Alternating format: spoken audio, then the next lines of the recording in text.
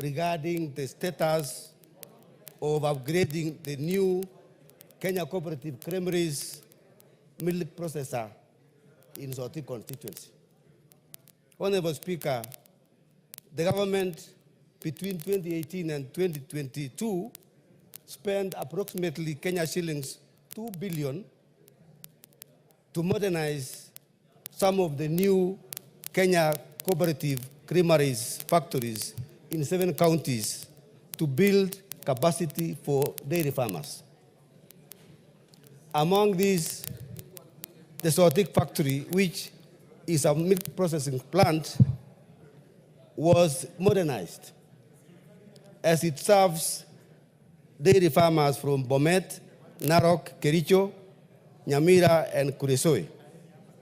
The upgrading of the plant was projected to increase earnings of the dairy farmers from Kenya shillings 850,000 to 1.5 billion Kenya shillings a year, and increase the processing capacity of the plant from 60,000 liters to 100,000 liters of milk per day.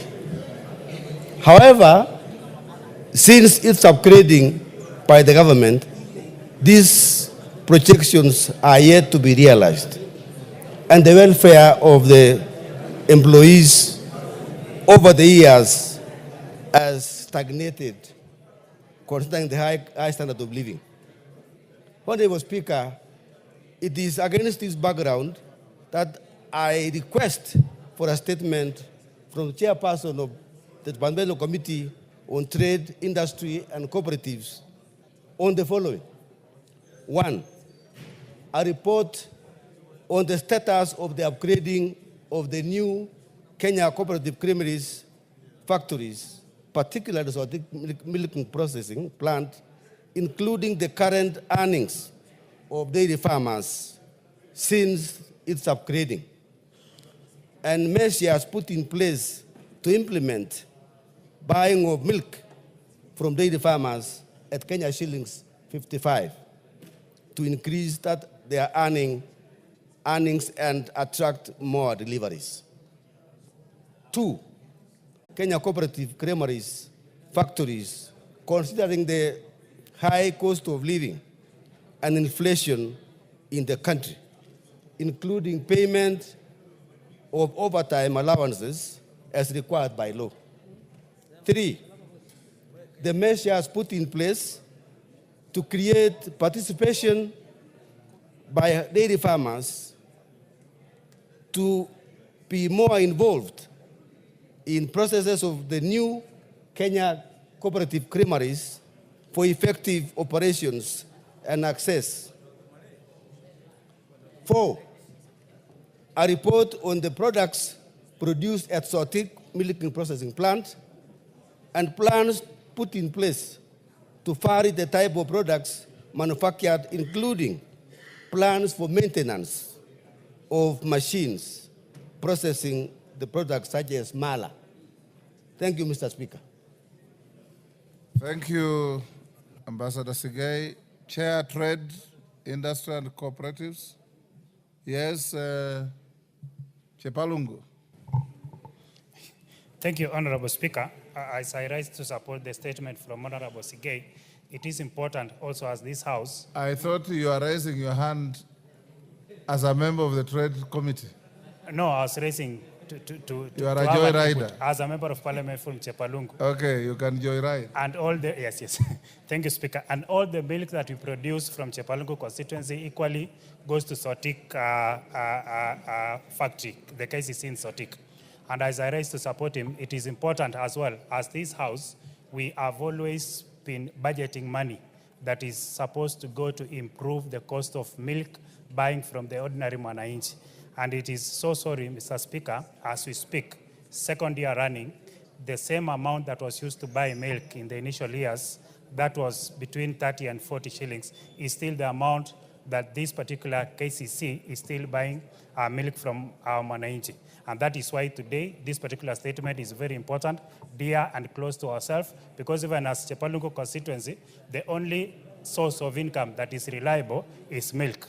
So, Speaker, it is important that we put to task this the Trade Committee to ensure that what we set as this House goes directly to Mwananchi, because it is sorry that we're still buying milk from a common Mwananchi at a cost of 35 shillings, while the President and ourselves are set a target that we should be buying this particular milk at the cost of 50 shillings or above. Thank you, Speaker. Who is here from trade? You're gone. I don't want debate on a statement. Adagala, you are from the Trade Committee? Yes. Can you bring a response in 2 weeks? Yeah, thank you, Mr. Speaker, sir. We are guided. Thank you. Honorable Stephen Mogaka, West Mukirango. Thank you, Mr. Speaker, for giving me this opportunity to make a statement regarding the state of bitumen roads in Nyamira County. The Honorable Speaker, I rise pursuant to Standing Order number 44, subsection 2C, and wish to request for a statement from the chairperson of the Departmental Committee on Transport and Infrastructure regarding construction of bitumen roads in Nyamira County. If you want your constituents to know what you are saying, why don't you just say tarmac roads? You think village has no bitumen roads?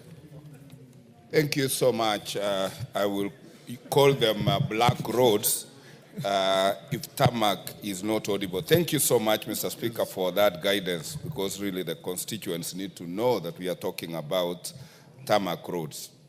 Mr. Speaker, road infrastructure development is vital in the economic development of our country.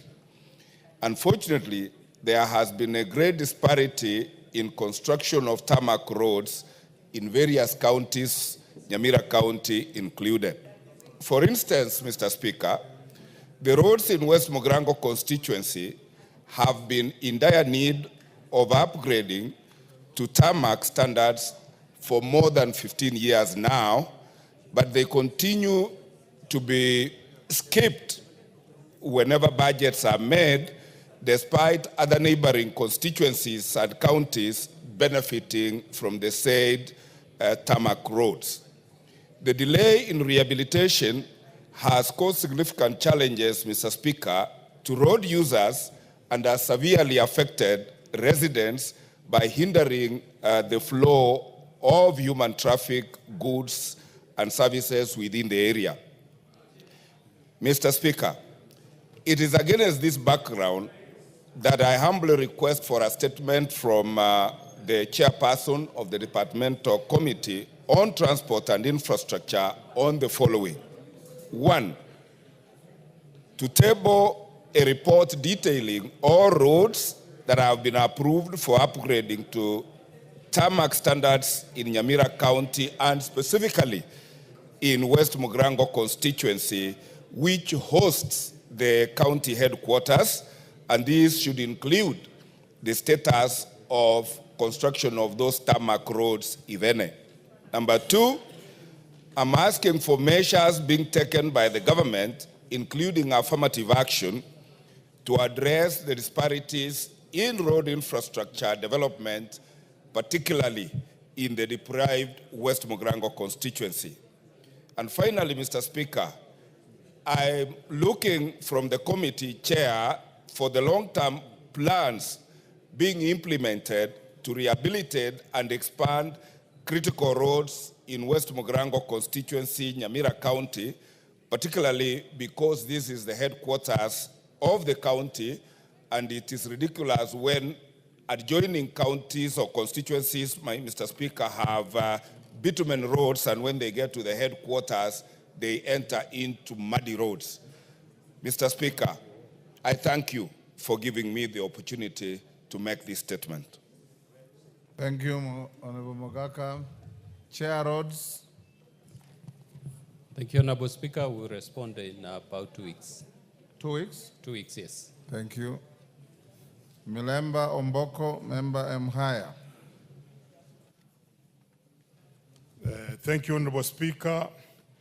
request for a statement regarding the delay in payment of allowances to teachers contracted to oversee the 2024 national examinations and assessments. Honorable Speaker, pursuant to provisions of Standing Order 44.2c, I wish to request for a statement from the chairperson of the Departmental Committee on Education regarding the delay in payment of allowances to teachers contracted to oversee 2024 national examinations and assessments. Honorable Speaker, the Kenya National Examination Council NEC engaged teachers to oversee the 2024 Kenya Certificate of Primary Education KCPE, Kenya Primary School Education Assessment CAPSEA, and the Kenya Certificate of Secondary Education KCSE.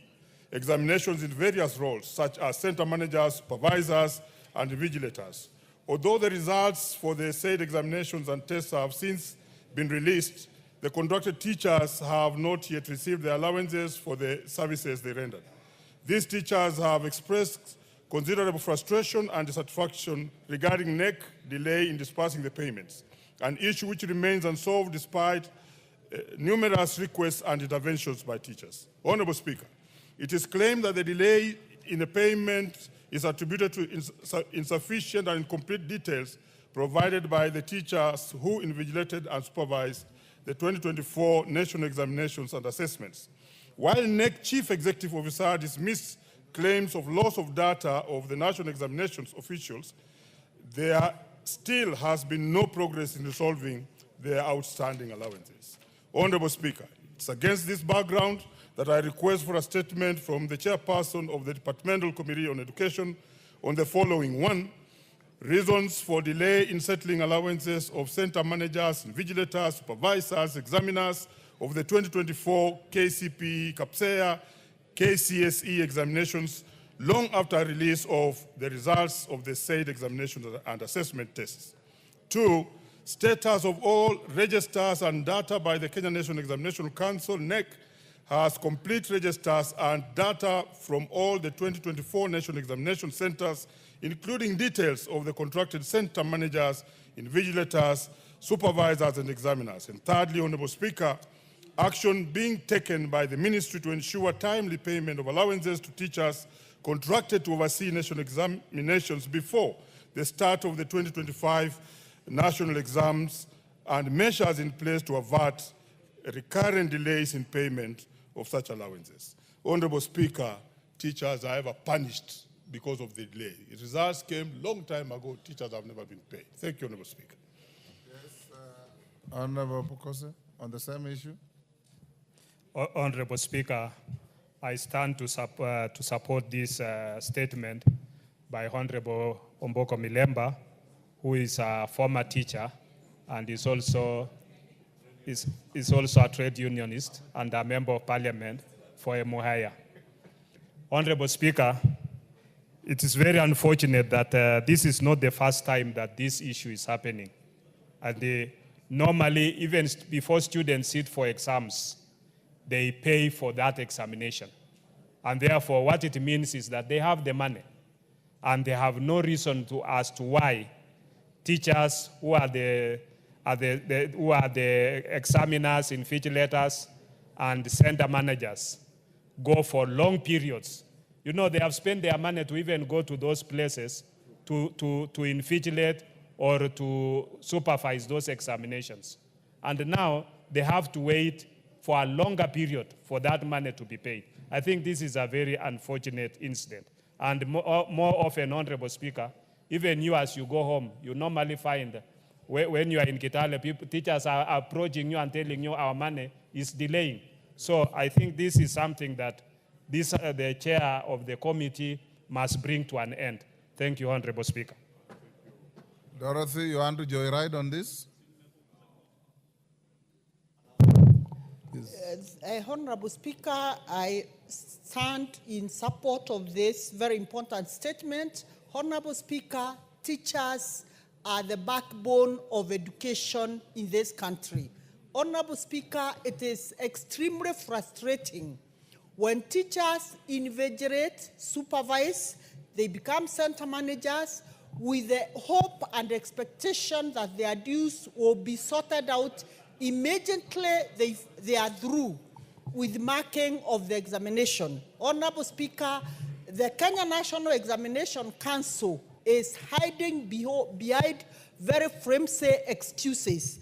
It is the high time, Honorable Speaker, that we call out on the Kenya National Examination Council to style up and pay teachers in a very timely manner so that we have a very smooth flow of examination marking and supervising in subsequent years. Honorable Speaker, we call out on the ministry, on the Kenya National Examination Council to pay these supervisors, center managers, and invigilators within the shortest time possible, Honorable Speaker. Thank you.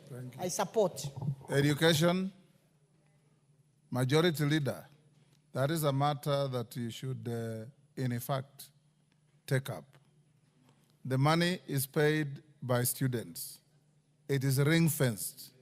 It's for printing exams, transporting exams, paying invigilators, paying markers. It is not money from a budget from this house. It is not money from the exchequer. It is ring-fenced money. Why do they delay paying them? I think it should be taken up at your level to find out why this happens. You know, each one of us here has a relationship with a teacher. You are either taught by a teacher, you're a son of a teacher, you're a brother of a teacher, a sister of a teacher, or your campaign manager was a teacher. I would direct you, Majority Leader, don't leave it to the education chairman, take it up yourself and bring us a response, a comprehensive statement, not only about the unpaid bills, but future conduct of examinations in relation to this matter. Thank you. Next, yourself now. Thank you, Honorable Speaker. Most obliged. I will make sure we get a statement from the Kenya National Examinations Council and the Ministry of Education, because as you rightly say, students have already paid for these exams. Most of those in private schools, as you remember, during the 2017 campaigns, the then President Uhuru Kenyatta committed that all students in public schools would have their examinations paid for by the government of Kenya. So I probably want to believe maybe his exchequer challenges on the public sector schools. But we'll get a formal and comprehensive statement to give next week or latest the week after Tuesday.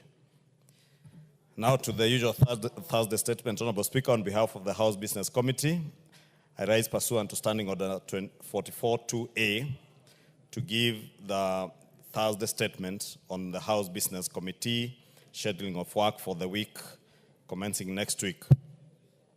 Honorable Speaker, with regard to business scheduled for Tuesday next week, the House is expected to continue with the consideration of the National Police Service Commission Amendment Bill of 2024 and the Basic Education Bill Amendment Bill of 2023 at second reading. Additionally, Honorable Speaker, debate will be undertaken on the following motions, some of which are listed in today's order paper. One is the reconstitution of other lapsed committees. Two, consideration of the report of the National Dialogue Committee and the report of the multi-sectoral working group on the realization of the two-thirds gender principle. Three is report on the public petition on legal recognition and protection of e-hailing motorcycle riders and delivery personnel. And four, report on the state of security in 6 counties of North Rift being Baringo, Elgeyo Marakwet, Turkana, West Pokot, Samburu, and Laikipia. Honorable Speaker, I wish to remind the House that following the extension of time granted last week, we ought to conclude with the consideration of the 2025 debt management strategy before the end of next week. And that is especially so for chairs and members of departmental committees that are considering this 2025 debt management strategy. And also, I see the vice chair of the debt committee. I don't see him, Honorable Makali Mulu and Shuria are not in the House, but they are well appraised. I think they have had a committee sitting on the same. And as such, once the liaison committee tables its report, it will be prioritized for debate in the course of the week, and this will pave the way for consideration of the budget policy statement in the subsequent week. Finally, Honorable Speaker, the House Business Committee will reconvene again next week, Tuesday, 4th March, to schedule business for the rest of that week. Now I wish to lay this statement on the table of the House. And Honorable Speaker, I know Tuesday we have the funeral service of one of our colleagues, the late Lulu Ijendi, and I know quite a number of members may be planning to attend. Therefore, it will be a light afternoon because we may not all be able to go to Malava and be able to make it back by 2:30. But the House sittings will proceed as usual, and but on light business, Honorable Speaker, and wish all those who will be traveling with us to Malava safe travels. Those who are traveling tomorrow, the day after tomorrow to Baringo, to lay to rest the late senator for Baringo, also Honorable Speaker, this Saturday.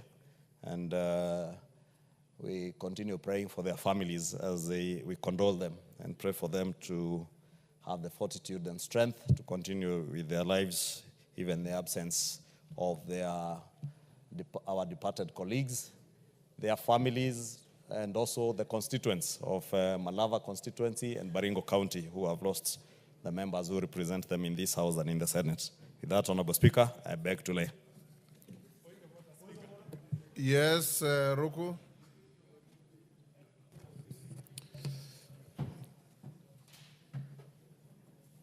Thank you, Honorable Speaker.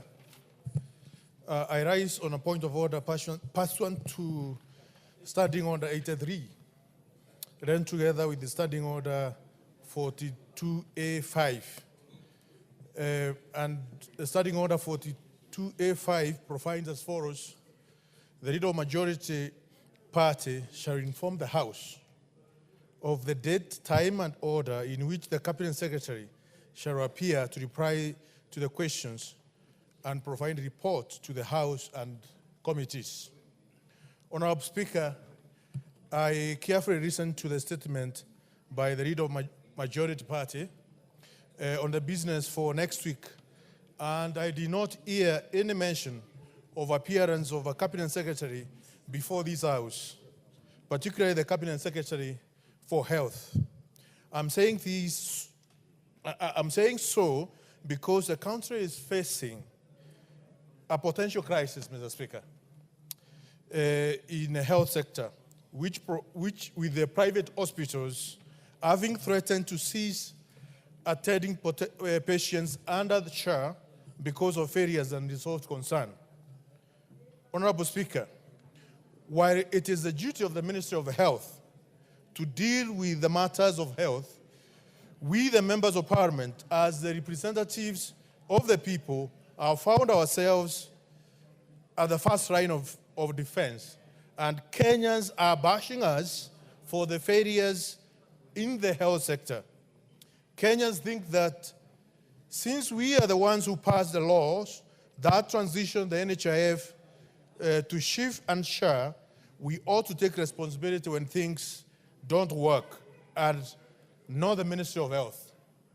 Mr. Speaker, when we passed the Social Health Insurance Act and created shift and share, we intended that our people would easily access quality and affordable health care.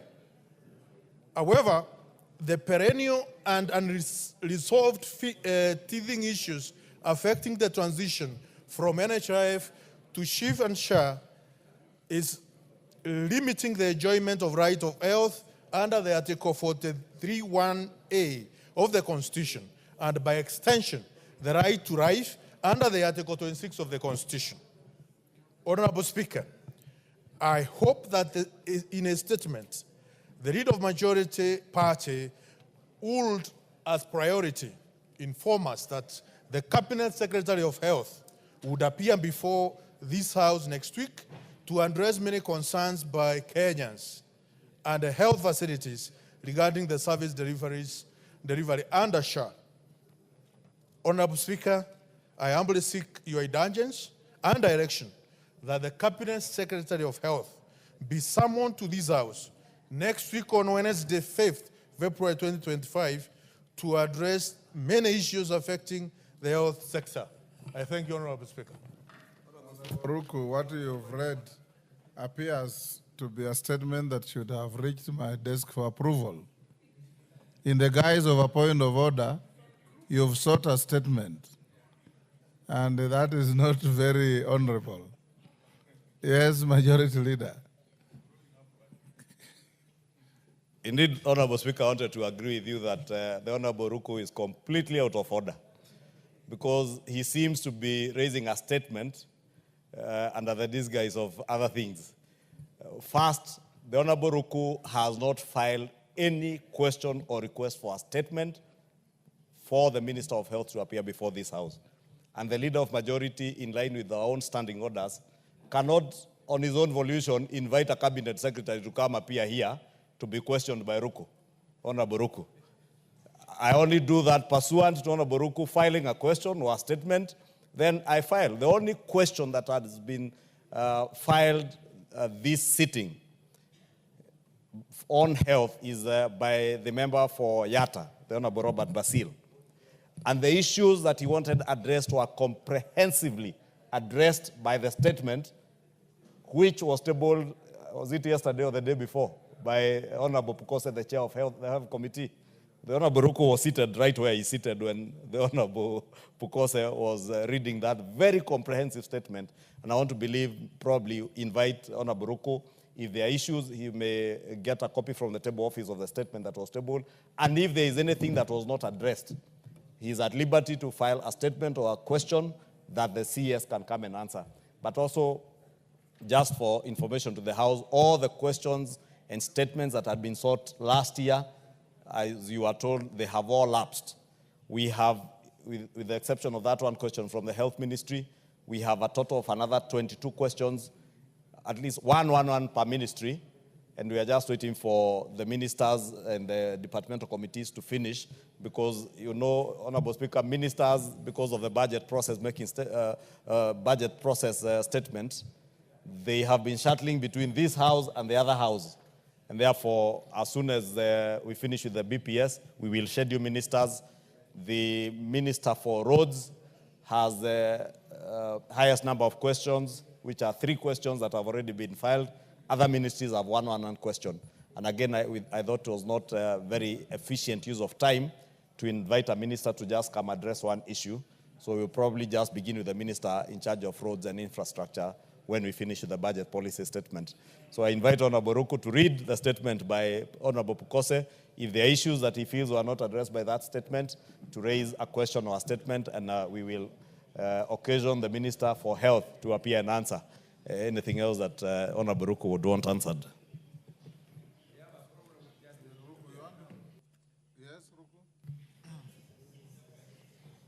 Honorable Speaker, I listen carefully to the chairman of Departmental Committee of Health, Honorable Pukose.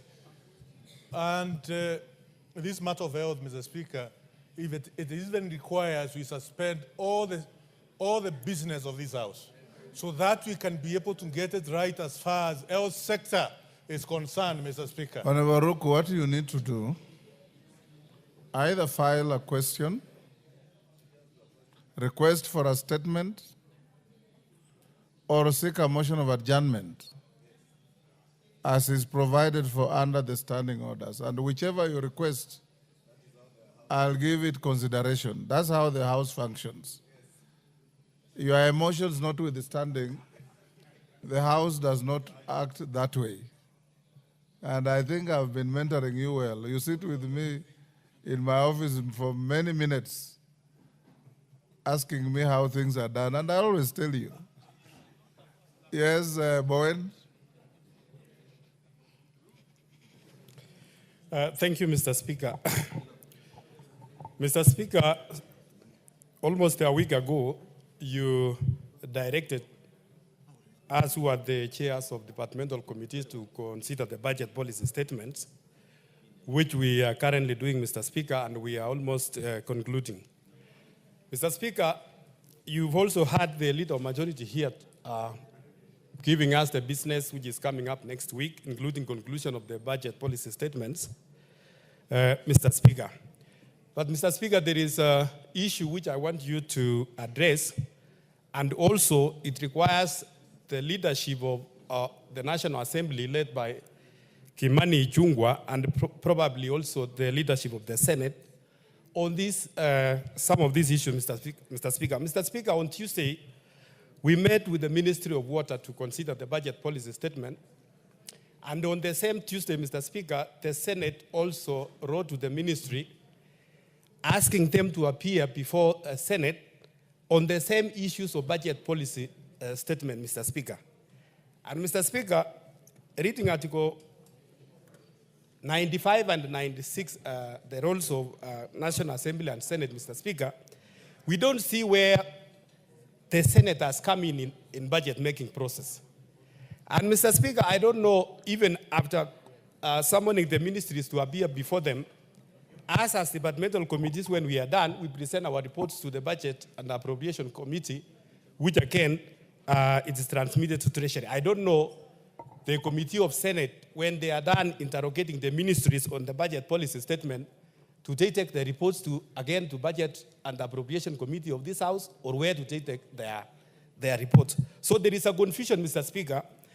And Mr. Speaker, if there is some other laws which requires the senators to ask the ministries to appear before them on budget-making process, I think it is good, Mr. Speaker, that we harmonize those laws, and also maybe the leadership of both the houses, the National Assembly and the Senate, so that where that is possible, we can do a joint sitting between the National Assembly Departmental Committee and the Senate. Otherwise, Mr. Speaker, it's really very confusing that we are calling the same ministry to appear before us on a budget policy statement, and the senators, again, they are calling on the same. I don't know where they come in. So I'm seeking your direction as our Speaker and also as the Chair of Parliamentary Service Commission.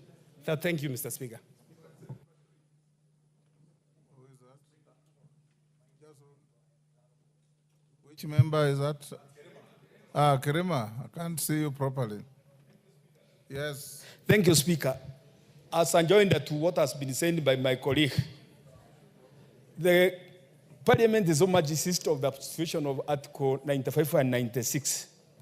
This is a matter which has been coming before this House a number of times, because as a country, we are pursuing the policy of austerity measures to make sure that we cut costs on unnecessary expenses. The law as it is, Mr. Speaker, sir, can this House spare itself and come out clearly and also advise the executive, because I believe the problems we are undergoing is that it's being entertained by the authorities and those with the powers to execute and implement the Constitution as it is. For the Senate has really assumed the role of this House, duplicating committees, calling committees or calling the agencies and the departments which are not supposed to be appearing before them, and trying to create work which does not exist for themselves, for they are supposed even to be meeting only 2 times per year, only to deliberate on revenue allocation between the central government and the county government. Can it come out clearly? Because there is a lot of confusion in all aspects. Let's come even to marking of where we are parking cars. You find that it's marked, and it's possible it's through the advice of the chairman of the Parliamentary Service Commission. Senators no law even to go and park down there, for they are supposed to be oversighting the county governments, and they shouldn't be seen there more than here. We are bringing them here to live in Nairobi and to work in Nairobi and to work in Nairobi, yet their work is up country. So, Speaker, sir, what my colleague is saying is that something or someone is duplicating work and it's upon us to cut the costs. Are we cutting costs by doing double work by the same Parliament? Speaker, I'm calling upon the House, especially the Executive, and the Parliamentary Service Commission led by the Speaker of this House, to see to it that we are not in duplicating work anymore. Thank you, Mr. Speaker. Majority Leader. Honorable Speaker, I think the issue raised by Honorable Kangogo Bowen is quite important. But just as a way of direct answer to Honorable Bowen, the Senate has a role on BPS, but their role is restricted to just one ministry, the Ministry of Finance and National Planning, because they have a role on consideration of the debt management, since debt also touches on counties, and they also have a role on BPS on the matter of division of revenue, because the division of revenue bill is a bill that you all know comes to this house and also goes to the other house. So they have a role. The question, Honorable Speaker, is, and I know, Honorable Speaker, you're a former senator, so I'll be very cautious with my words.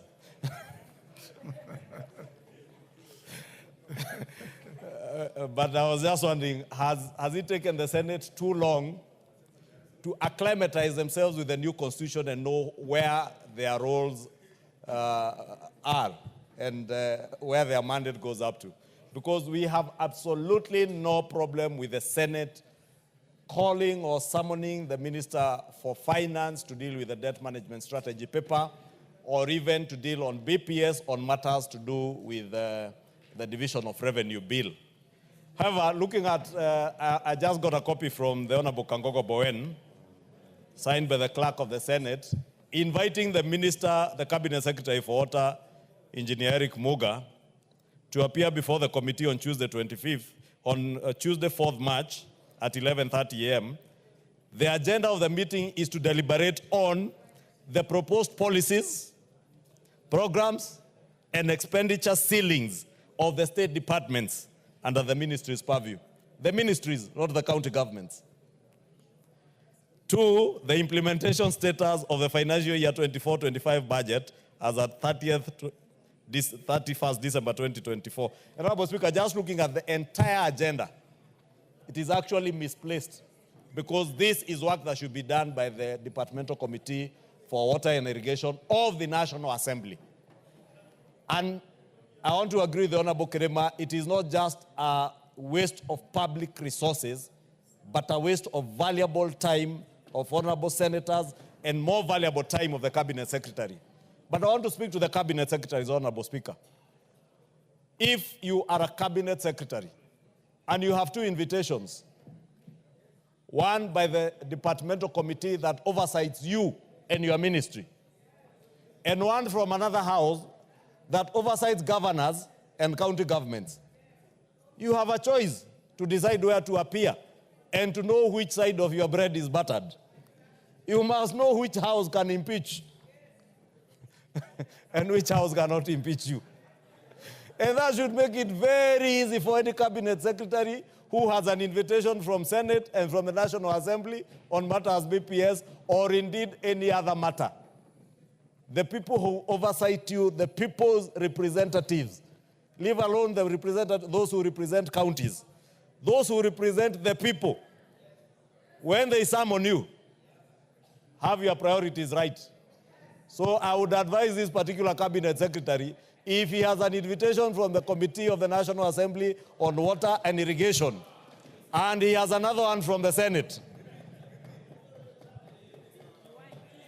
I am being told to repeat, Honorable Speaker, with your indulgence, if a Cabinet Secretary, particularly this one who has a letter dated 25th February, if you have an invitation from the Departmental Committee oversighting you as a Cabinet Secretary of the national government, not a CEC of a county government somewhere, of the national government, the National Assembly, and the Senate, please just know which side of your bread is buttered and appear before the house that oversights you.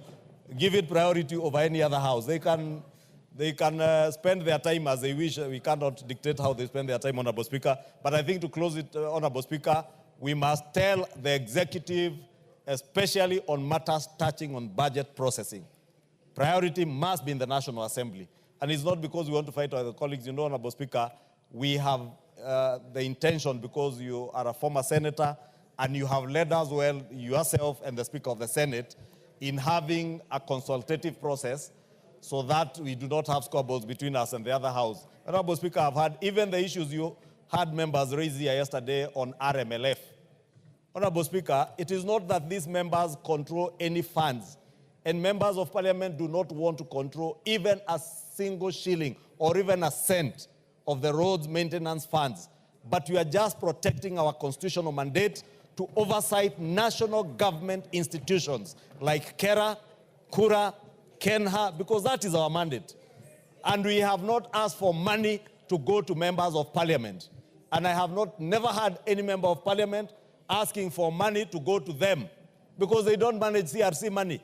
It is managed independently by the regional managers in charge of KURA, KERA, KENHA, and they have their procurement teams that procure. Members of Parliament have nothing to do with the roads funds. And therefore, Honorable Speaker, it's not that we want to pick quarrels with anyone. We do not want to pick quarrels, but we must remain truthful to our Constitution. And I want to believe Senior Counsel, Tienda Omolo, will agree with me because he was among the drafters of this Constitution, Honorable Speaker. And I can see him raising up his hand, so I rest my case to be held by the Senior Counsel. Tienda Omolo. Thank you, Mr. Speaker. Mr. Speaker, the leader of majority, who almost became the leader of minority, has reminded us that you are a former senator, which is true. But I am sure, for now, your allegiance to the Senate is historical, but your allegiance to this House is present, and it carries the day. Mr. Speaker. And my allegiance to the law and the Constitution is permanent. Yes, Mr. Speaker, but on that must be tried on an hourly basis. Mr. Speaker, the issue raised by the Honorable Kagogo Bowen goes beyond what he has raised, the budget policy statement. Mr. Speaker, it goes to the jurisdiction of the Houses of Parliament. And I think, and I want to urge you, Mr. Speaker, that you issue an authoritative communication, at least from this House, founded on Article 94, Article 95, because what I have noticed is a situation of overreaching. It is not just that committee. There are many times, there are many committees in which we serve where a particular government department is supposed to attend, and then we are told there is a simultaneous invitation by another committee of the Senate. And if you examine keenly, you cannot see the nexus between that committee and the work of the counties and the jurisdiction of the Senate.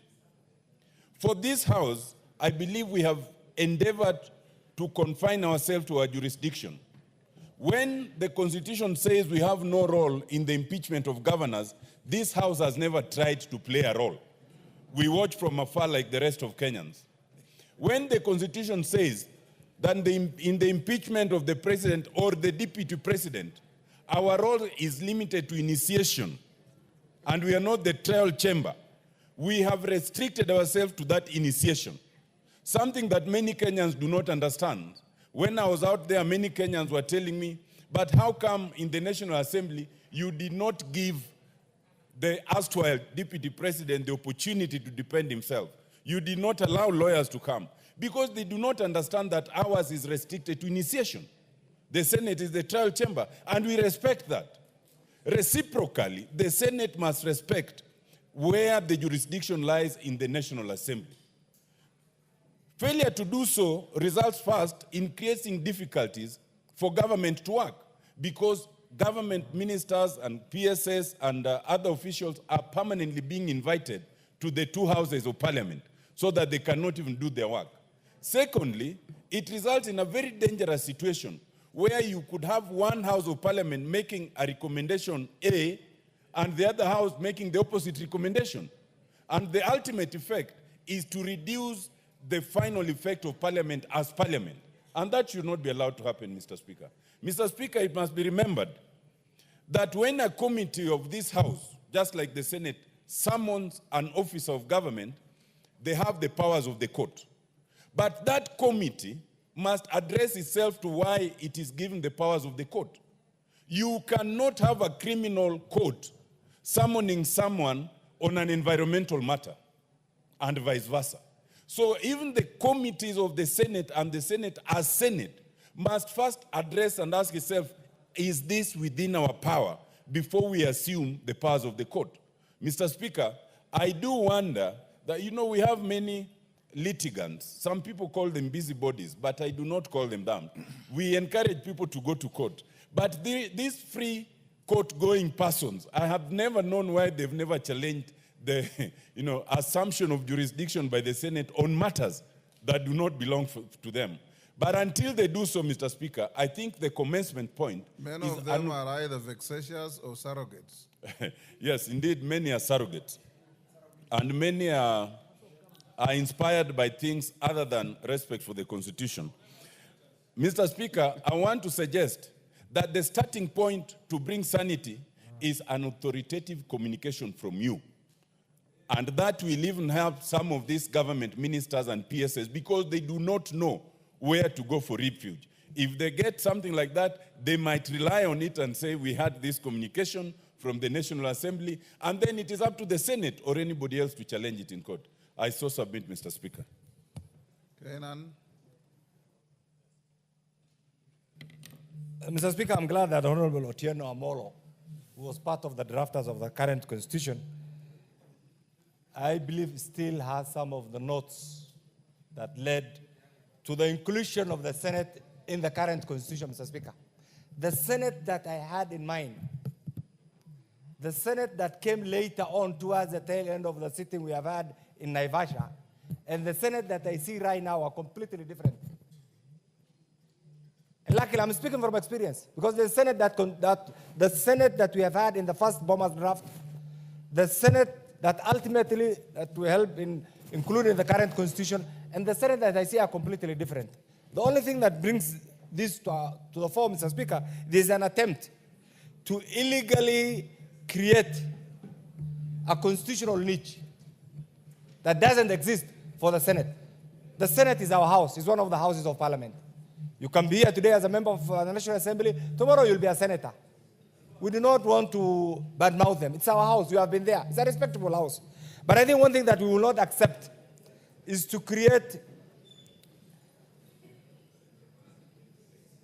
an avenue for chaos. The technical people at the ministries, whether they are PSCs, CSCs, and COs, Mr. Speaker, are operating in a very difficult environment. And I'm glad that the leader of majority today has spoken about this. Mr. Speaker, it is the high time that we ask the Senate to be accountable to the Constitution and to the rule of law. And that is not, Mr. Speaker, a sign of weakness. It's a sign of nobility and adherence to the rule of law. If today, by the grace of God, and Mr. Speaker, even in our own villages, the person who has the power of the purse, the person who has the power of firing, the person who has the power is the ultimate authority, even in our homes. And therefore, the National Assembly, you have the power of the purse. You have the power to sack and fire. The only thing that is missing, Mr. Speaker, is the flair. And the leader of majority, Mr. Speaker, I want to address him, Mr. Speaker, because he is the appointing authority to so many chairs of committees. And I'm not in any way demeaning. When you sit on your job because of the fear of the unknown, somebody outside there runs away with your mandate. When they run away with your mandate, we run around and say the Senate has run away with our mandate. We want the chairs of committees. Don't be afraid of the leader of majority. Don't be afraid of the leader of minority. Don't be afraid of the whip. Function in line with the mandate of that committee. Even where you want to assist the government, Mr. Speaker, you can still do it within the confines of your mandate. But here we are, Mr. Speaker, today, even issues that are within the confines of the National Assembly committees are being adjudicated, Mr. Speaker, in the Senate, simply because our members have failed to discharge their mandate. That must be addressed. Mr. Speaker, the other bit. You see right now this house is being bashed. And I'm glad that you are here. You have seen it. You have been a senator. You have been in the judiciary. You have been in the executive. You are now here. Tomorrow, God knows what you will be. It is the high time that you guide these houses, Mr. Speaker. Guide these houses to a path, a constitutional path that will respect the mandate of the Senate, that will also respect the mandate of the National Assembly, that will not create. I know over the last 2 years, you have been attempting to avoid that jurisdictional conflict. between the Senate and the National Assembly. But this must be reciprocated, Mr. Speaker. It's not coming. I know you have tried. I know there is a bill. What we are approaching right now, Mr. Speaker, is madness. We expect respect. We expect reciprocity. We expect tolerance from our colleagues so that whoever is a senator also knows that there are colleagues here who have the constitutional mandate to do certain things. Mr. Speaker, finally, on this, we have gone through this constitution for the last 10 years. You remember when we were passing, we said 80% was a good constitution. And I remember the words that we used, 20% were lethal. It is time to dissect, go through the 20% that is not helping us in any way, and do away with it and make a constitutional change. Honorable Otiende Amolo and the other legal brains and many others should come forward and bring an amendment. It's not cowardice. It's not naivety to bring those amendments so that we have a country that is run in line with the constitutional provision and everybody respects the Constitution, Mr. Speaker. I beg to submit that this thing, just as Honorable Kimani Ichung'wah has said, the CSCs and the other groups outside there, if you are being forced to execute an illegal mandate, refuse, nothing will happen to you. And that is where we are headed. Osoro, on the same issue. Yes, Honorable Speaker. First and foremost, Honorable Speaker, it's interesting to have you preside over when the Senate is being discussed, having served in that house. That really shows a lot of comfort and the independence of institutions. Honorable Speaker, the formation of devolution set out different responsibilities and roles in different structures of governance. And the mandates of each house in the bicameral parliament, Honorable Speaker, is clear in the Constitution of Kenya. I saw yesterday, Honorable Speaker, a senator in the floor of the House use very serious derogatory words, vulgar words, Honorable Speaker, against a minister for failure to appear, for failure to appear before their committee on matters budget policy statements. Honorable Speaker, what, after appearing as a minister before a committee in the Senate, then what? What next? The House of the Senate has no single responsibility as far as budget-making process is concerned, Honorable Speaker. That is what came out very clear yesterday, that perhaps they do not know their responsibility when they are equipped with immense work under the counties. Honorable Speaker, I look at it from in a layman's point of view, Honorable Speaker, that while the national government is supposed to, or the National Assembly is supposed to call upon matters on national security, the Senate, alongside with the county assembly, Honorable Speaker, should be calling the members, the county askaris, Honorable Speaker, to ask what happens in the counties. Because what happens as far as devolution is concerned, Honorable Speaker, is bad to say the least. Yesterday we had a discussion, Honorable Speaker. There is war between, the governors have an issue with the National Assembly, the Senate has an issue with the National Assembly, some independent bodies have an issue with the National Assembly. What is this that the National Assembly is not doing right, that the members of the Senate and every other section of government has an issue with? That is why you see also, Honorable Speaker, the Honorable Governors, in conjunction with the Senate, pushing that we have some funds that are under the RMLF fund moved to the county government. When you all know that it is members of parliament and even the members of the public, that you'll need a microscope, Honorable Speaker, to see what the county governments are doing. While everything that is done by CDF is visible in full glare of the people, Honorable Speaker. But you'll need a microscope. And I said here yesterday that, Honorable Speaker, at one point you will see governors, Honorable Speaker, and these I've said in several occasions, moving around in a convoy of 50 vehicles, Honorable Speaker, some 20, some 15 vehicles, Honorable Speaker, that one carries a chair, another one carries a carpet, another one carries goons, another one carries the girlfriends, another one chairs. Honorable Speaker, the Senate should be focusing on that. They should be summoning governors and ask them such questions. Why that is happening, Honorable Speaker? Not interfering with the work of the National Assembly, acting ultra-virus beyond their limit, beyond their work, when we are supposed, Honorable Speaker, to have distinct roles. And that is why, Honorable Speaker, we have several matters in court. When we pass legislations here, you see the Senate going to court very, very fast, Honorable Speaker. And I must thank you, Honorable Speaker, for the mediation process that you've been doing between the National Assembly and the Senate. But you'll see them every time and then, time and again, going to court on the matters that we pass in this floor.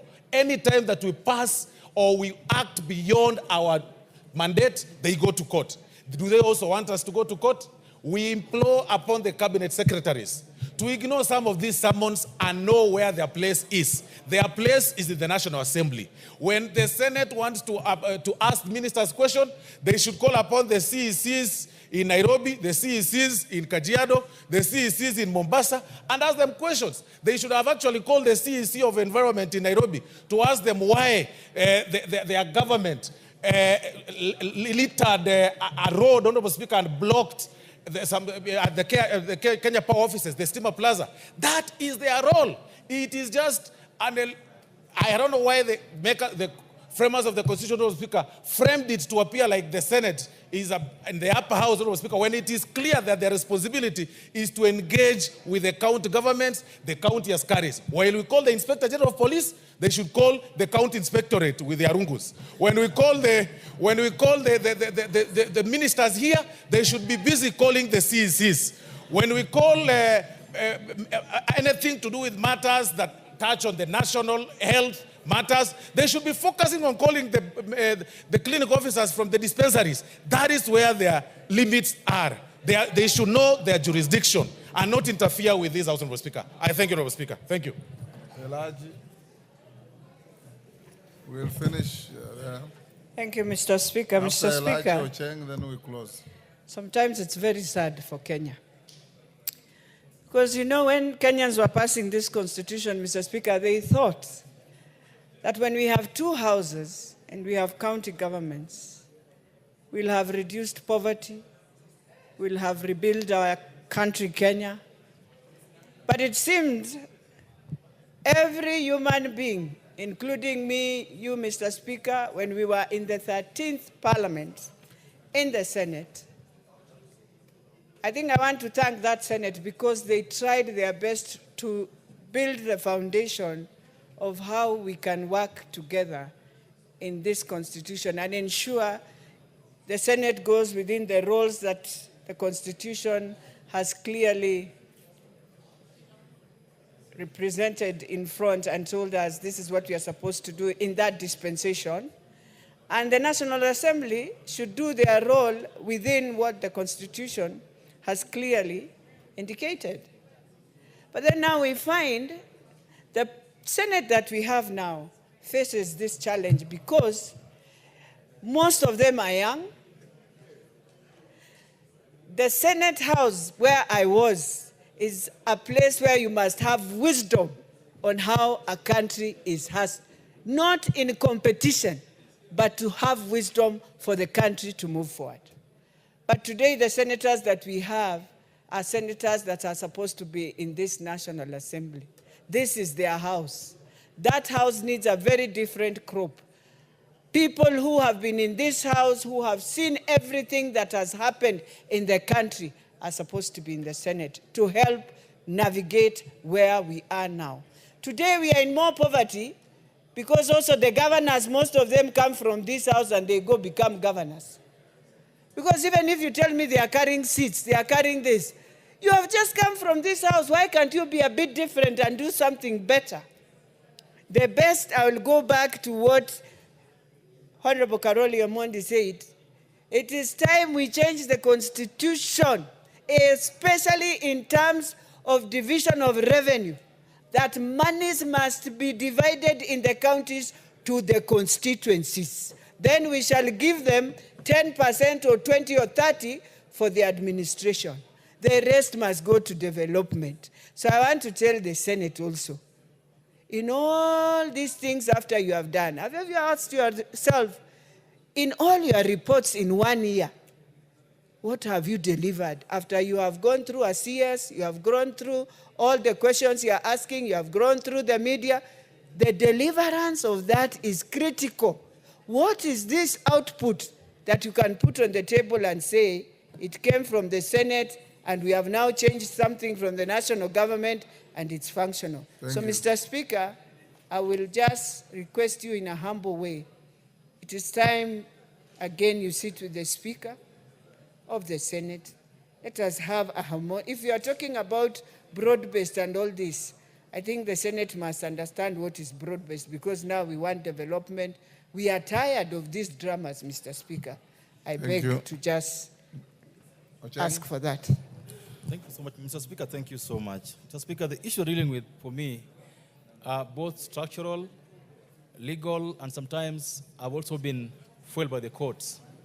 I've said here, and I want to repeat, Mr. Speaker, that in the US, for over 20 years now, there's no single time when the courts have agreed to preside over any matter taken either by the House of Reps against the Senate or vice versa. Over 20 years, every time the courts have been asked to preside over any matter between these two, the courts have said, no, these are your matters, deal with them. So, Speaker, in 2013, when the first Senate was inaugurated, so many people ran for senator, only to come to Senate and realize that this is not what they wanted to do. And that's why you saw most of them now running to run for governor. It's because people who run for Senate never understand what the role of Senate is. Most of them, Mr. Speaker. Most of them don't. And that's why they come in and within 2-3 years, they either want to do National Assembly work or they want to be governors. So I think, Mr. Speaker, we need to also do civic education so that those who run for Senate know what they're going into. They should not come to Senate, then realize that, oh, it's only about counties, not about the whole country and all these things. I think we have an issue there that causes problems whenever senators come in and they realize that their job is limited to this particular issue. Mr. Speaker, personally, I've been very impressed by the way you've handled the issue of Senate since you became Speaker. You've tried to steer this House toward that direction. That let's not bash Senate, let's not talk to them as if they are not our brothers. But at some point in terms of Speaker, you will have to put your foot down and say that this is where we draw the line. We will not allow Senate to keep on belittling this House every time in their chambers, Mr. Speaker. It's nauseating. We can't have every single week Senate bashing this Assembly as if there's something we've done to them. Nothing. Mr. Speaker, I want to request you to sit down with your colleague on the other side and let's have some decorum. Let's have a way of dealing, because we are all adults. We all work within the law. It can't go on ad infinitum. That personally, Mr. Speaker, you've appointed me now twice to a committee called Mediation Committee. And whenever we go there, Mr. Speaker, we deal with very mundane issues. Issues of ego. Issues of who is big and who is small. Not law, Mr. Speaker. And unless this is sorted out through maybe amendment of Constitution, Mr. Speaker, it will rely upon you as our Speaker to guide us. But I want to implore upon the senators that know your limits, know what the rule says about you as Senate, so that we don't get in confusion every now and then, Mr. Speaker. I beg. I'll give you direction in due course on this issue, either next week or week after. I've closed that, my club. Honorable members, I want to acknowledge in the Speaker's gallery Michinda Boys Secondary School from Molo, Nakuru. In the public gallery, Voice of Kibra students from Kibra, Nairobi. Mailwa Comprehensive School from Kajiado Central, Kajiado. And Mitoone Day Secondary School from Buri, East Meru. On my behalf and on behalf of the House, we welcome all the students and their teachers to the House of Parliament. Next order. Order number 8, the Gold Processing Bill, National Assembly Bill number 46 of 2023, second reading question to be put. Members on their feet, take your seats. The unlawful Kamukunji there, disband and take your seats.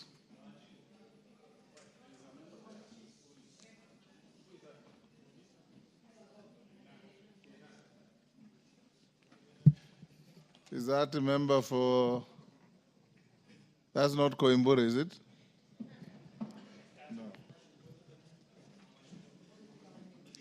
Honourable members, I now put the question at order number 8, which is that the Gold Processing Bill, National Assembly Bill number 46 of 2023 be now read a second time. As members of that opinion say aye. Aye.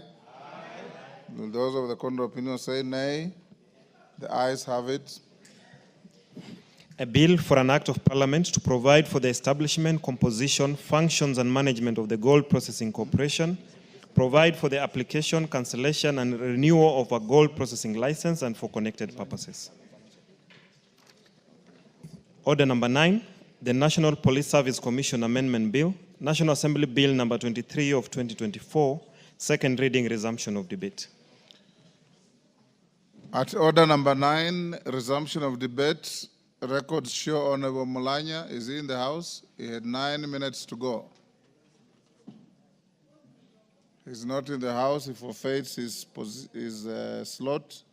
Beatrice Elachi, are you queuing for the police bill? Yes. Go ahead. Thank you, Mr. Speaker. Mr. Speaker, I rise to support this amendment bill on the National Police Commission. Mr. Speaker, when I look at what Honorable Masara has done, and I want to thank him, is to now look at the mental health of the police that we are having. And in his memorandum of objects and reasons, he says that the bill recognizes that in the execution of their tasks, police officers work in potentially confusing roles, alternating between law enforcement and public service. And Mr. Speaker, I want to pick the issue of public service.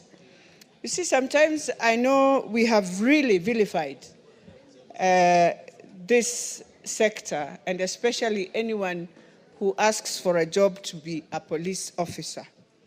And all over the world, if there is a sector that is respected so much, is what and the work that our police officers do every day. And Mr. Speaker, you find sometimes it's very sad the way sometimes we treat our police. Yes, I know individually you'll find others with a lot of challenges, definitely in terms of how they deal with issues. But that does not mean that now we look at the sector and demonize it until we wonder whether these are our brothers, our sisters, and they are the ones who have taken these jobs. They come from our families.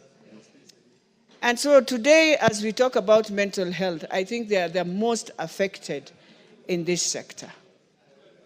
I know they have challenges of even their salaries. They are the salaried civil servants who I know today are also struggling in the issues that we have, based also teachers. But one thing that I'll remember is the former CS of gender, Margaret Kobia.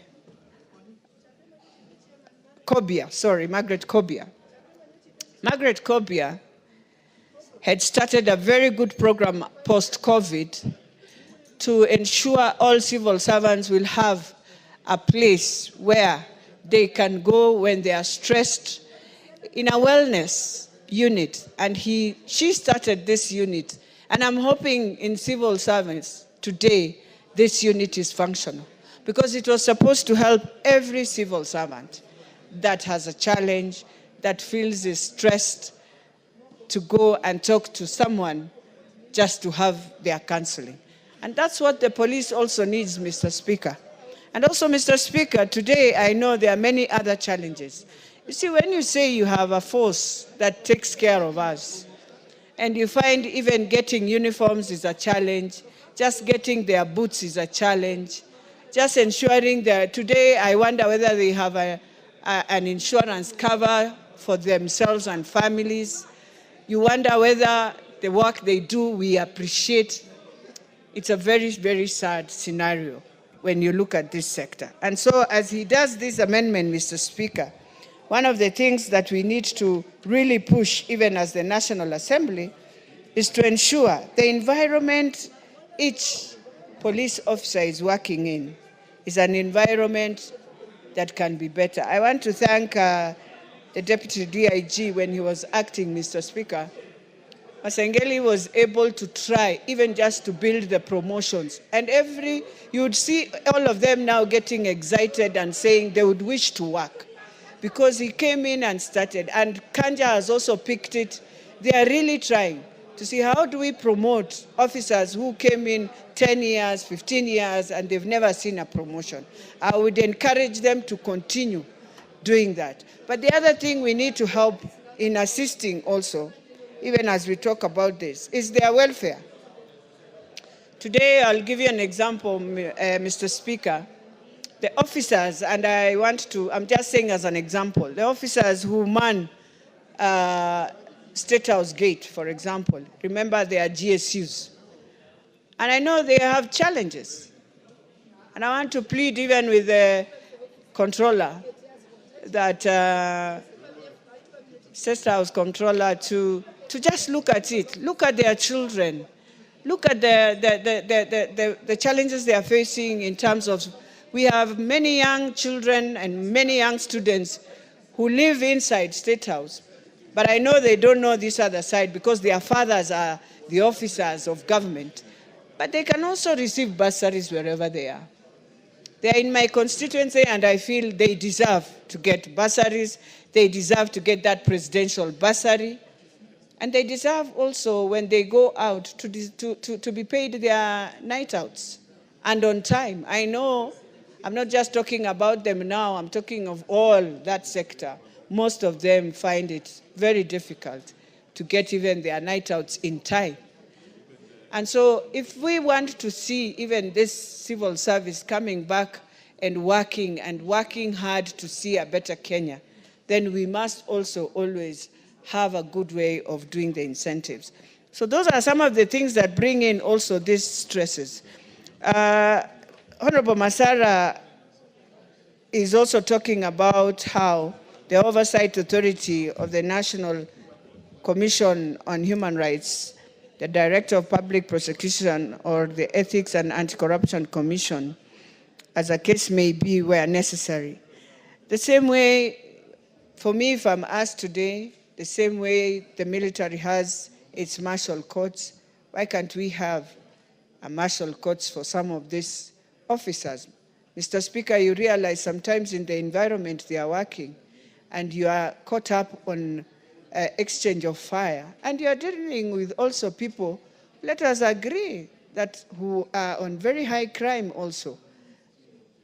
And so it is important to deal with them, knowing they have been going through a very stressful way of doing these things. And when they find themselves maybe in a situation like that and they are called by IPOA or whatever, let them be given an environment to explain themselves. I would tell you, Mr. Speaker, you find some of the officers were there protecting lives, but today they have lost their jobs because they protected lives somewhere. And because they don't have that opportunity to come back and get an appeal, to just explain themselves, even if he's going home, let him go home with dignity, having explained and had himself, as Article 50 of the Constitution says.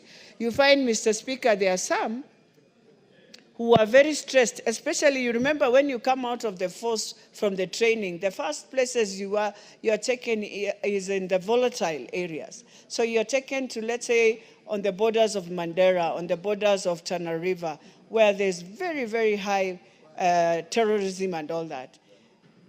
And some years ago, you remember, Mr. Speaker, we lost very young officers who had just come from the training and had just entered into Tana River, and all of them were killed by terrorists there. And today we have others who have stayed in those areas even more than 7 to 8 years, Mr. Speaker. They are just begging. We have done our part. We've been here ever since I came out of training. I am here. That person is stressed, needs a place where psychologically can just be supported. And then I am pleading also with the force and the commission. Why we brought in a commission, we thought it will take better care to this force than the days it was without a commission. But then now, when you look at it, Mr. Speaker, I think they're even wondering why they really had the commission now. Because most of their issues are the issues that they are going through, a lot of things. In that balancing and all these things of you balance the promotions, balance the appointments, knowing very well this was a force that one was always on the GSU side and the other one was the police itself. Now we've merged them together, Mr. Speaker. But yeah, there's still competition, intra-competition inside there. And many others, the lower ones are really suffering on that.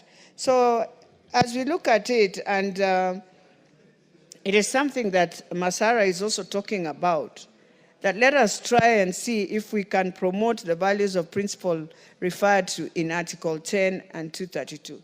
Mr. Speaker, even today, if we had better forces, today we would be having better values in our Constitution. With those few remarks, I beg to support Mr. Speaker. The Honorable James Nyikal. Thank you, Mr. Speaker, for giving me this opportunity. I rise to support this bill, Mr. Speaker. The bill on the National Police Service Commission Amendment Bill of 2024, whose objective, Mr. Speaker, is to provide for mental wellness and mental well-being of police officers.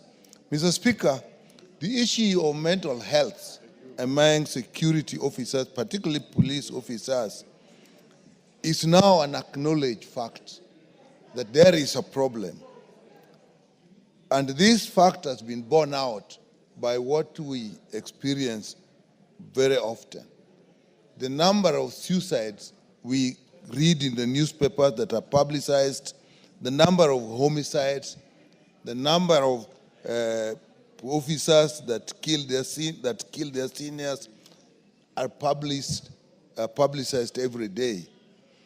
And those that we read in the papers, Mr. Speaker, are probably just a tip of the iceberg.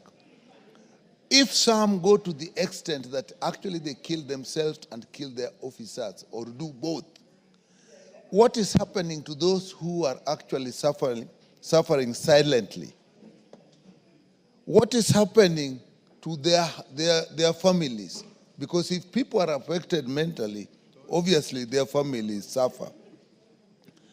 And therefore, Mr. Speaker, this is a matter that needs to address, and therefore this bill comes at the right moment.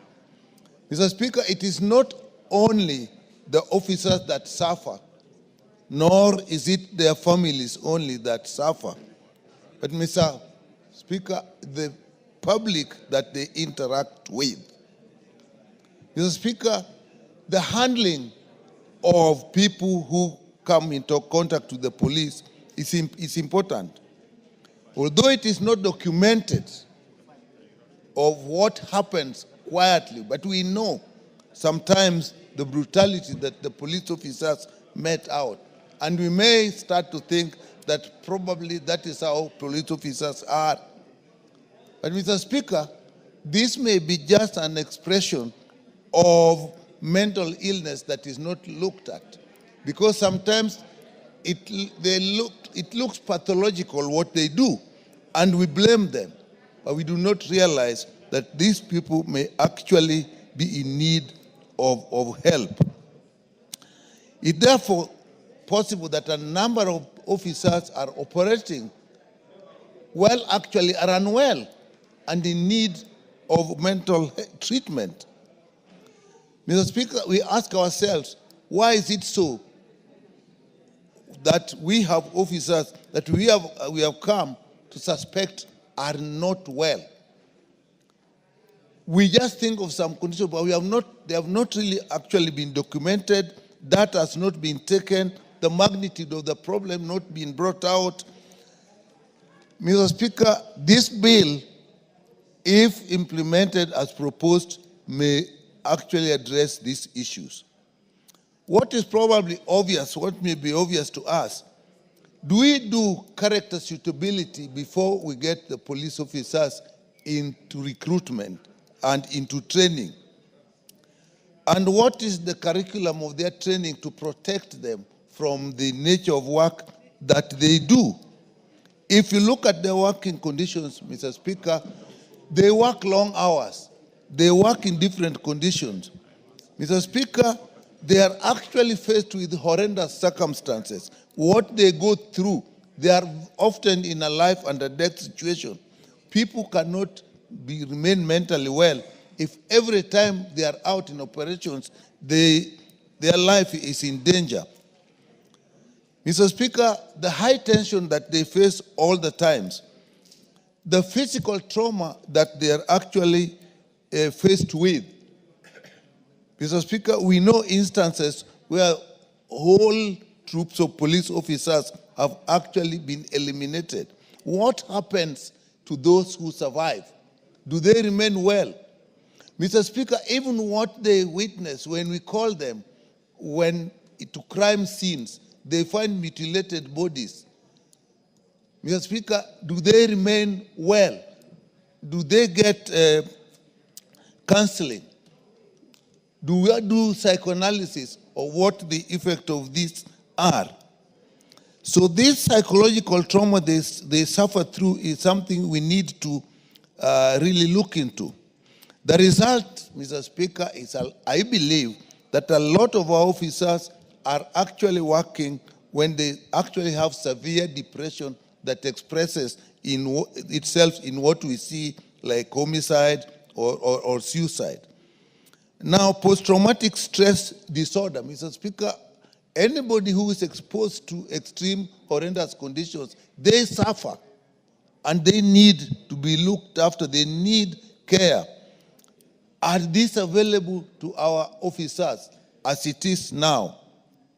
So, Mr. Speaker, I wouldn't be surprised if amongst police officers, you probably have higher incidence of even physical illnesses like high blood pressure. They can develop personality disorders like emotional numbness, psychopathic tendencies, and we'll just blame them without actually realizing that they need care. On top of that, the pay that they get, there's always been an issue of the pay that the police officers get, the houses that they live in. And Mr. Speaker, I'm quite sure that there are no systems that are in place to actually look after them in these concepts. So, Mr. Speaker, I support this bill. The creation, the establishment of psychosocial units and formulation of programs to promote the mental health and well-being of police officers as proposed in Clause 3 is something that actually we must support. To provide them with mental health and wellness resources. I mean, they get well. And you know, mental illness is probably one of the most difficult health conditions to address and most expensive and tends to be chronic once it sets in. Do they have appropriate health facilities that look after that? I know there is a hostel that has been put up for the police officers, but we just see a new building. It has not been operationalized. So, Mr. Speaker, I think the need, as it's been put in this bill, that every county should establish a well-equipped centers or offices or camps or in training colleges that deal with this matter is also something I will support. So in all, Mr. Speaker, I support this bill, and I think all our colleagues should support it. And it's not only support it and so that it becomes part of what is available in our legal system, but actually provide the funds that actually look after them, starting with their working conditions, their pay, the psychosocial support, the treatment that they get. It will all need funds, and actually this should provide the basis of that funding. With that, Mr. Speaker, I support. Let's have the Honorable Paul Murigi, and then if you want to speak on this. Yes, and Mr. then Speaker. Farah Mohammed to follow. Yeah. Proceed. Thank you so much, Mr. Speaker, for giving me opportunity to speak on this bill.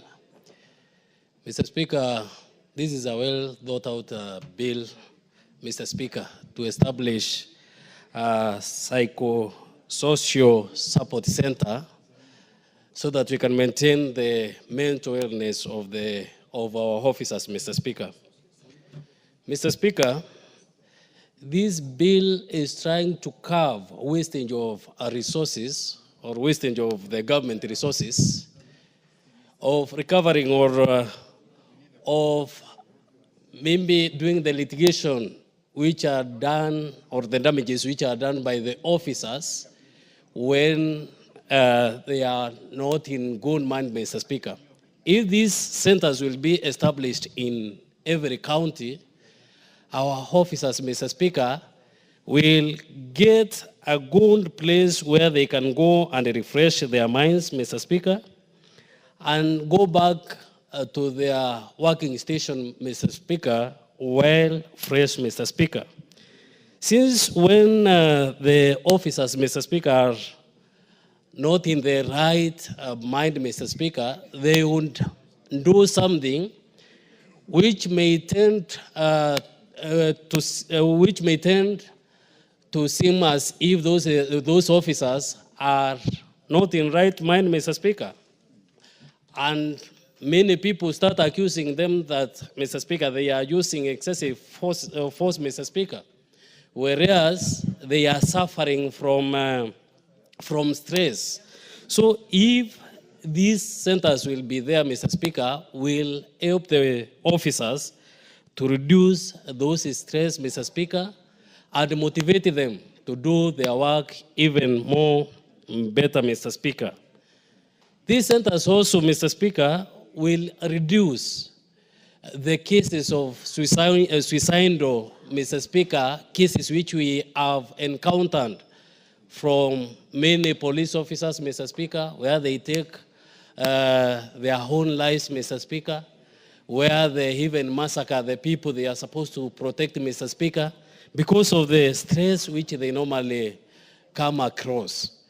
But through these centers, Mr. Speaker, where the councillors will be provided by the government, Mr. Speaker, our police officers will work without causing unnecessary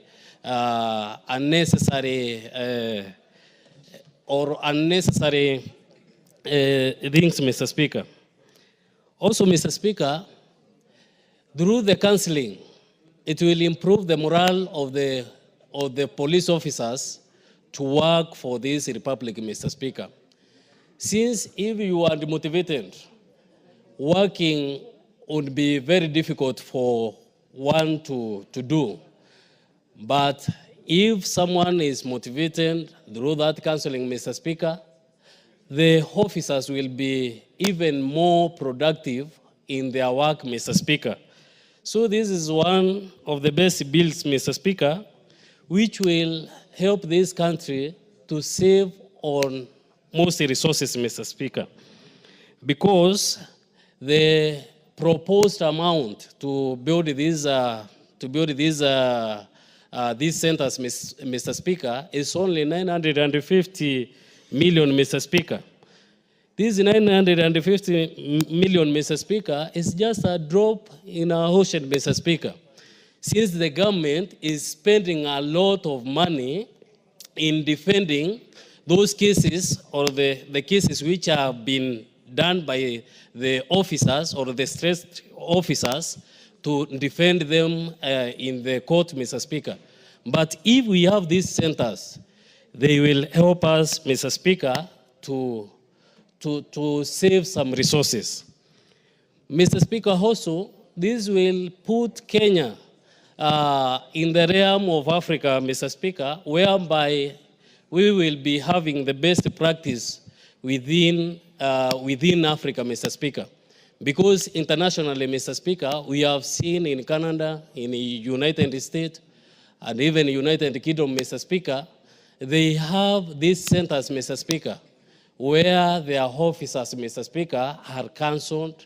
They are oriented with what is happening, Mr. Speaker.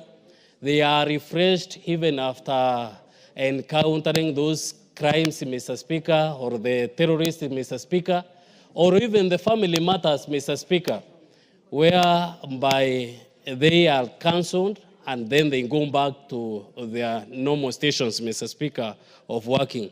So Kenya will be one of the best countries within this African region, Mr. Speaker.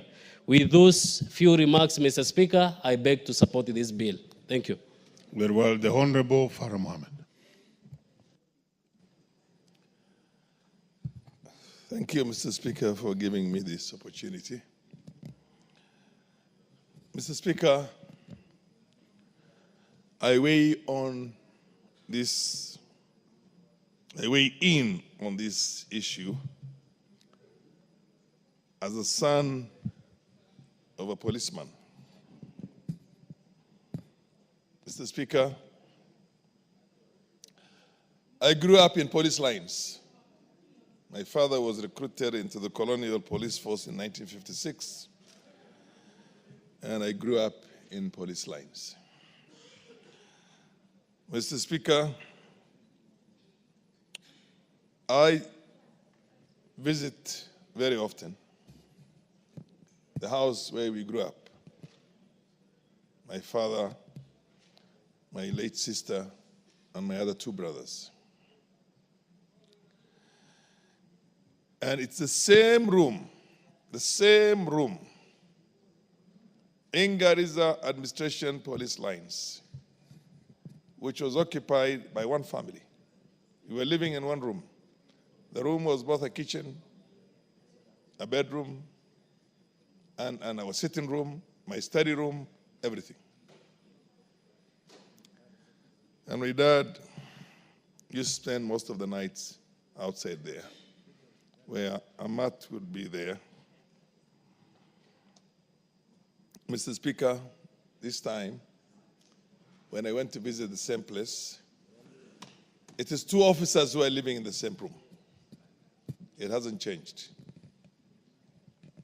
63 years after independence, or 64 years. Order, Honorable Member, for Honorable Member for Kericho. Please, is that Kericho? Narok, please. We have to just respect the House. Come back and do the correct thing. You cannot afford to prejudice the House that much. Go back and then just do the correct thing. Thank you. You may proceed, Honorable Farah. Mr. Speaker, during those days, I remember police officers used to be given ration by the government. And this is a rollover from the colonial practice. They used to be given corned beef. They used to be given fish, sardines, I remember very well, in tin fish. And they used to go and collect the ration for every family from a government distributor. And for the officers who come from those pastoral areas, they used to be given dates. And ghee, literally ghee. Oil, for that matter. Mr. Speaker, I want to say this with a very heavy heart, that our policemen were better off under the colonial administration than they are now under independent Kenya. The salaries, the remunerations, the living conditions, the risks they're supposed to undertake, the lack of insurance on their deaths when they die in the line of action, and the horrible state in which they live, particularly when it comes to housing, Mr. Speaker, are bad.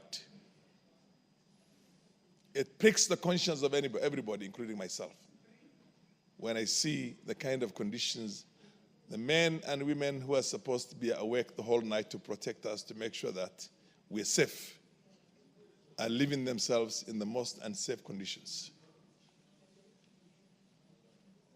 Mr. Speaker, it's no wonder that now we are asking for psychosocial intervention because, Mr. Speaker, protect me from the ladies where he's making a lot of, starting with the Honorable Elachi. Honorable Elachi, you are very loud with your group, Elachi. You may sit proceed, somewhere. Honorable Farah. And Fatuma.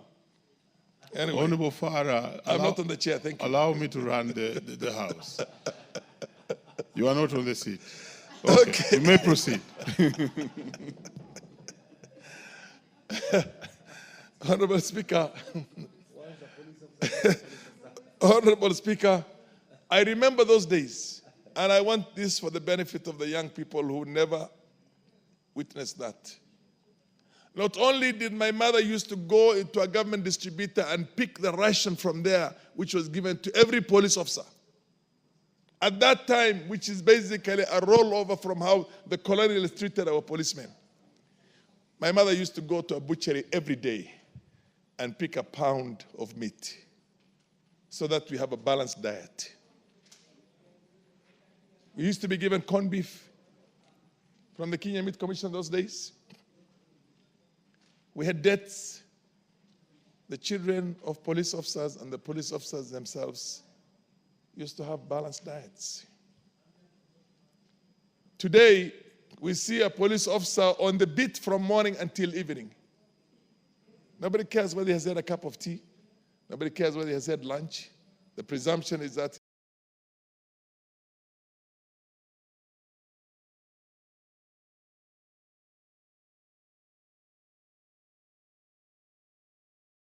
his lunch or his dinner, he will have it at home. To bash police officers. We bash, I still have a problem with Beatrice Elachi because she's very loud. Anyway. Honorable Farah, proceed. That's a moderated consultation. This is interesting. I expect utmost silence, yes. And that's why I don't think Beatrice Elachi is soft. She's still loud. Order. I'm not addressing her. I'm saying she's loud. Order, Honorable Farah. Order, Honorable Farah. You are a ranking member. Okay, and I expect Honorable better. Speaker, I will proceed with the contributions. I expect better way of handling this matter. Proceed. Proceed. I will proceed, yes, indeed. Honorable Speaker, there are 3 professions in this country where the absolute sacrifice is done by the people who man those professions. You see, Kenyans, including Parliamentary, are always castigating our teachers. And we know what teachers go through to get us to be what we are. You see them always complaining about our doctors and our nurses. And you have to understand, I come from a medical family myself, for you to understand, when somebody is called on a call at 3 o'clock in the morning, a lady with a breastfeeding child, and she has to go to hospital and can stay in hospital until the following day at around midday or after, even in the afternoon. Those professions, our doctors, our policemen, our nurses, our teachers, they deserve better than we give them right now as a country. So we will try and deal with the psychosocial, and I support this bill right now here to make that amendment itself to the act, to the Parent Act, to offer that. But what psychosocial intervention will help you against hunger, the banks of hunger? An officer who has been in the beat from the whole night and has not had dinner and cannot take out money out of his pocket and eat in a restaurant because it's not good enough. He needs to feed his family in the house. They earn so little, so paltry. So it's my humble plea to this House and to this country. Let's take good care of our officers, police officers. They work in such areas like Northeastern Province where there are IEDs planted by terrorists and lose their lives in an environment some of them have never seen before.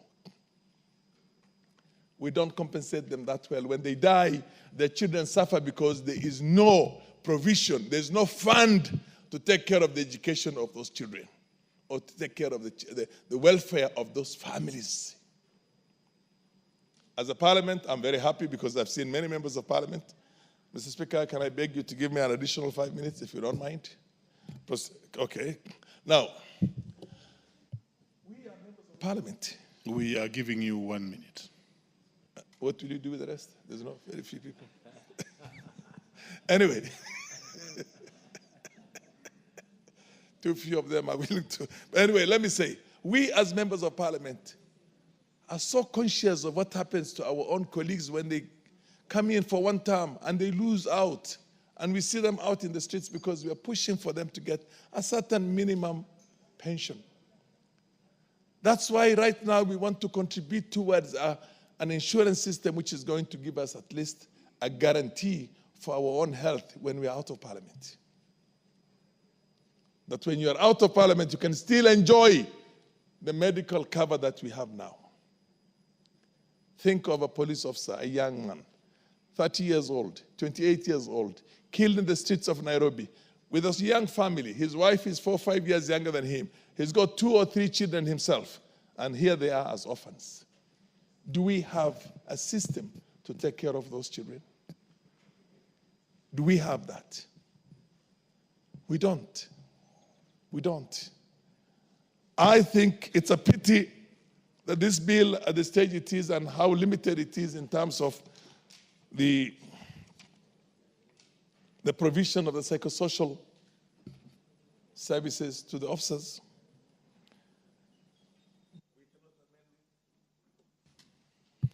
Very well. You have had your bite. The Honorable Adan Kenan, another ranking member. Proceed. Thank you, Mr. Speaker. Mr. Speaker, the definition of a police officer is a law enforcement officer.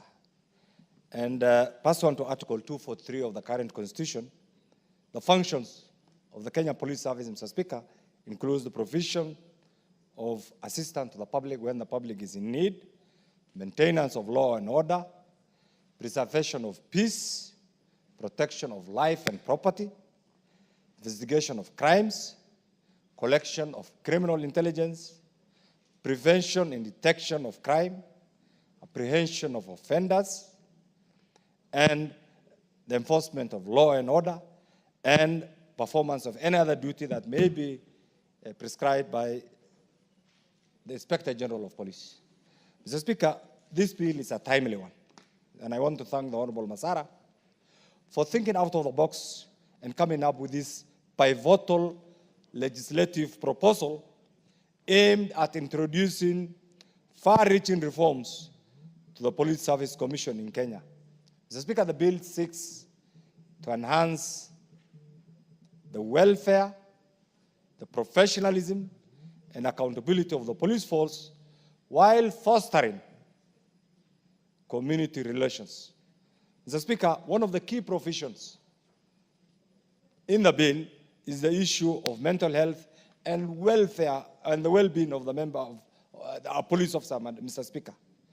Recognizing the psychological toll of a police work, of a police officer, Mr. Speaker, this bill mandates the National Police Service to prioritize the mental health and well-being of police officers by implementing structured counseling, psychological support, and wellness programs. Mr. Speaker, it is true that our police officers have been neglected over the years.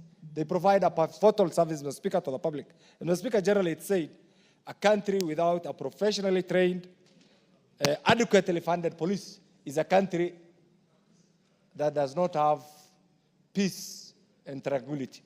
Mr. Speaker, this critical profession, Mr. Speaker, there are countries that over the years have even survived without a military force, but no country in the world has survived without police force. This being the case, Mr. Speaker, their work involves a very difficult job, Mr. Speaker, because they deal with the public, they deal with criminal element, and therefore part of their job is to manage criminal activities, collect, synthesize, criminal intelligence, Mr. Speaker, and protect the public. So this, Mr. Speaker, requires a lot of psychological support and wellness program in order to reduce stress-related incidents and enhance the officer's morale and performance. So, Mr. Speaker, without the officers' morale and performance, it's difficult for them to execute their day-to-day job, Mr. Speaker. Mr. Speaker, the other aspect of this bill is to enhance oversight and accountability. And this is one of the things that over the years we have struggled to have an accountable, professionally trained, well-remunerated police force, Mr. Speaker, that meets the test of time, because Kenya is a premier republic that prides in the enforcement of law and order within the meaning of the Constitution, Mr. Speaker. Mr. Speaker, because unless you adequately train, you will not have a proper understanding of the Constitution. This is why these two come hand in hand. Mr. Speaker, this oversight role, the bill as it seeks to fortify oversight and accountability mechanisms within the National Police Service by ensuring a fair, impartial, and transparent handling of complaints. Because it's two-way. They handle the public, there are complaints against the public, at times there are also complaints against the police officers.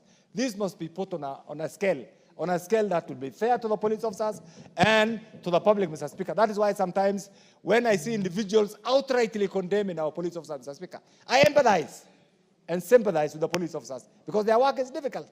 We as legislators, Mr. Speaker, we must come out and support the good police officers. It's not all the police officers are bad.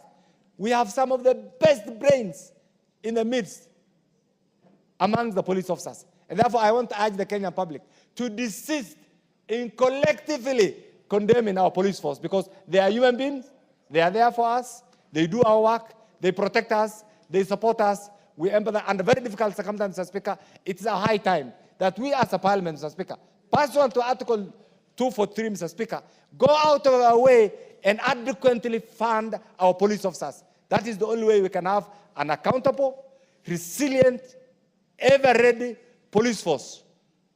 And that is the only option, Mr. Speaker. Otherwise, we'll have a police force there, and that's why we remove them out of the ambit of that big giant called OP, so that they have their own accountable system within the police force that will take care of their day-to-day activities, Mr. Speaker. Mr. Speaker, the other activities, the other issue that the bill expected, once this bill is passed, Mr. Speaker, and I hope it will go through, it is expected to cap incidents of misconduct, promote ethical policing, and rebuild also public trust among the law enforcement agencies. Because this is the critical component, Mr. Speaker. The public must have faith in our police force. The public must appreciate the work of our police officers. That can only come if there is an understanding. The public must have information, adequate information on what it entails to be a police officer. The police officer must also appreciate what they are expected to do. This is what it means to have an accountable, professionally run, well-funded, and well-grounded police force that meets the test of our constitutional requirement, Mr. Speaker. Mr. Speaker, the other one is they must have a professional. The bill also expects, once it's passed, provides for professional development and capacity building. Because this is a continuous education is what is required. Mr. Speaker, to enhance competency and effectiveness of the police officer, the bill emphasizes a continuous professional development through regular training, skill enhancement programs, and leadership development initiatives. And this is one of the benchmarks of even individual promotions, individual capacity building. And this is what their profession, not only actually their profession, every profession requires, Mr. Speaker, continuous training. The other bit, Mr. Speaker, is strengthening of community policing. In a bid to foster harmonious relation between the law enforcement and the public, the bill advocates for community policing as a proactive strategy, Mr. Speaker.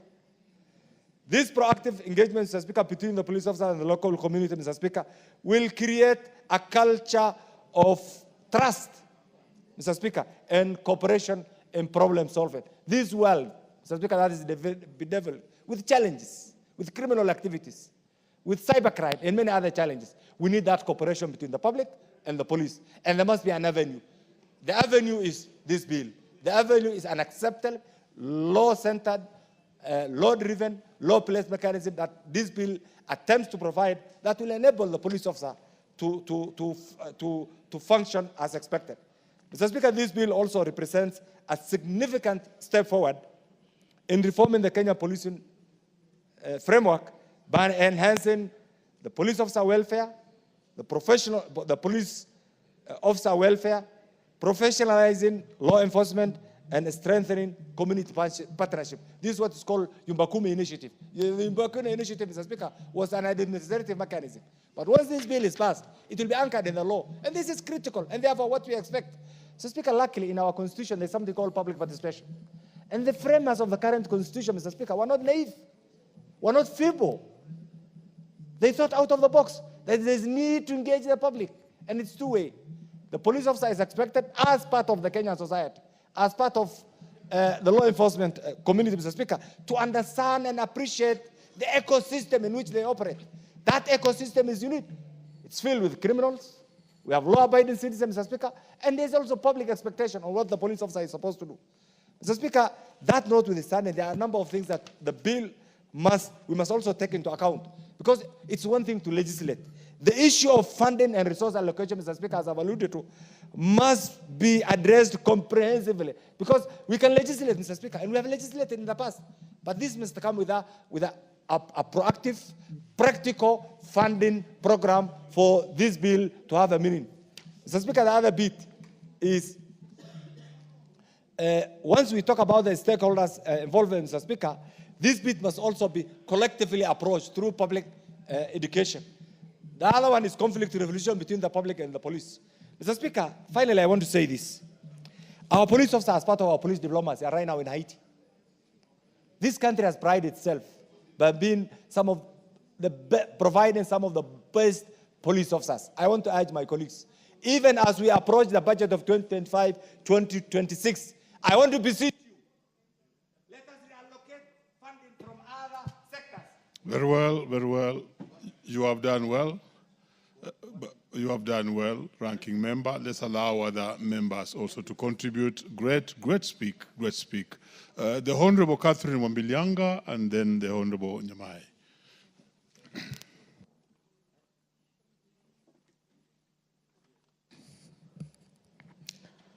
Thank you, Honorable Speaker.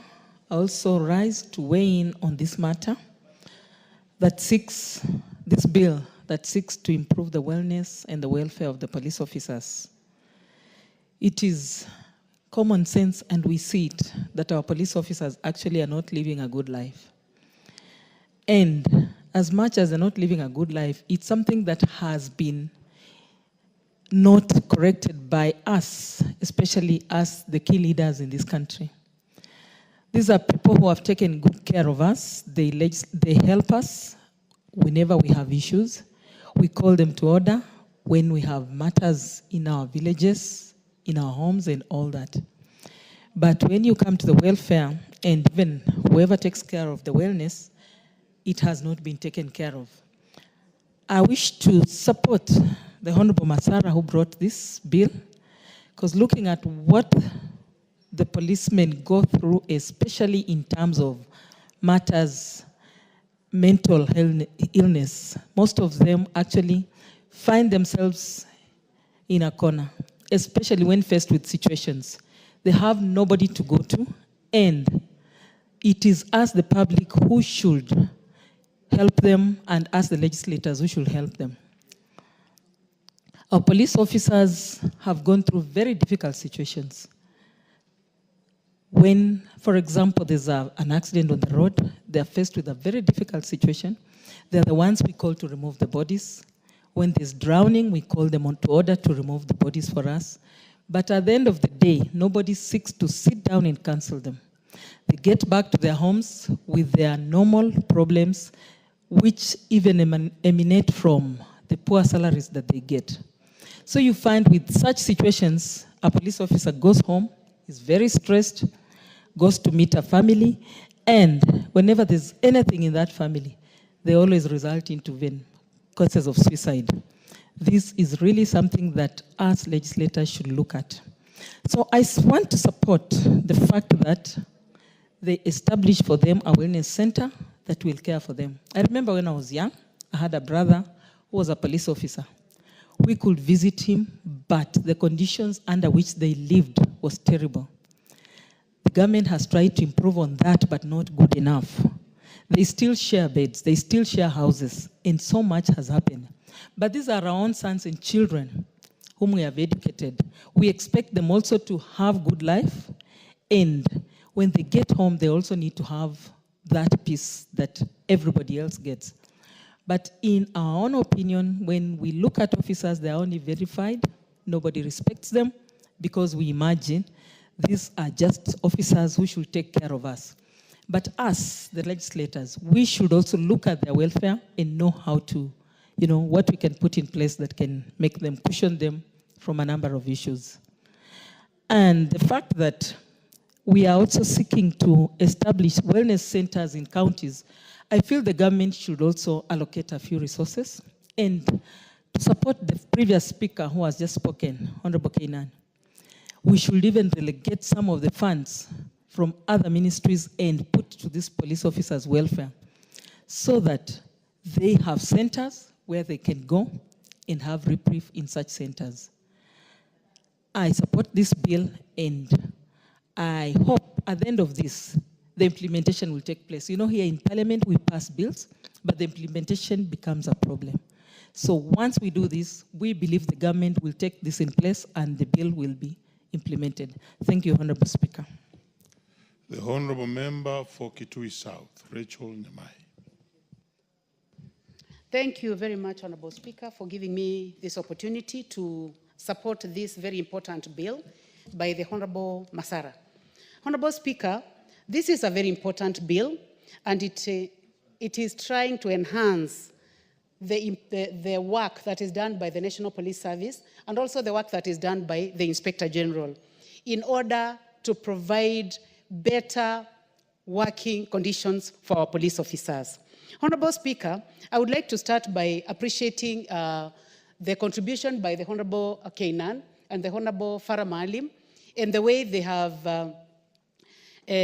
clarified the importance of this bill.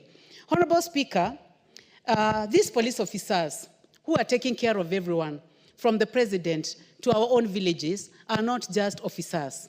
These are our children, these are our grandchildren, these are our nieces and nephews, these are our husbands. These police officers, Honorable Speaker, are our boyfriends. Honorable Speaker, these police officers are girlfriends of people of this country.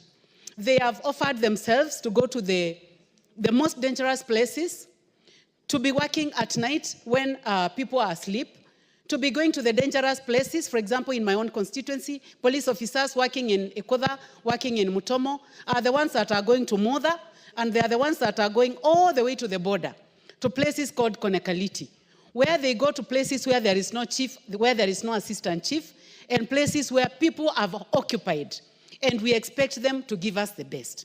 So, Honorable Speaker, with that background, I would like to say that we need to ensure that their mental health is taken care. Honorable Speaker, these police officers are the ones who collect bodies of people who have disagreed within their homesteads and fought and killed each other. The police officer will be the first to come and collect those bodies. When there is a road accident on our roads, our own police officers are the ones who will go to collect those bodies, Honorable Speaker. They may not even be getting there after service counseling to get those bad images off their minds. And they are doing it every other day.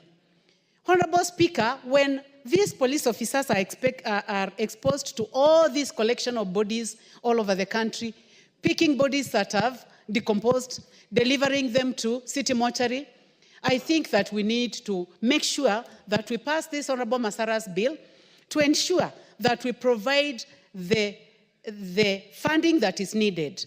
We have a very good public service, police service commission, Honorable Speaker.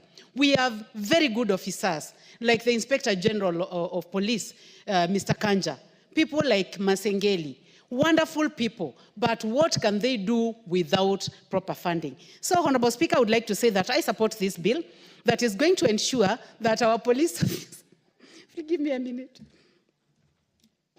please, the Honorable 2 minutes. Oh, thank you. So, Honorable Speaker, I would like just to say that in the interest of time, that we need to provide money for them. We need to ensure that these camps are properly equipped, not only with the equipment that is required for relaxation, but also the human resource that is needed to give them the training that they need.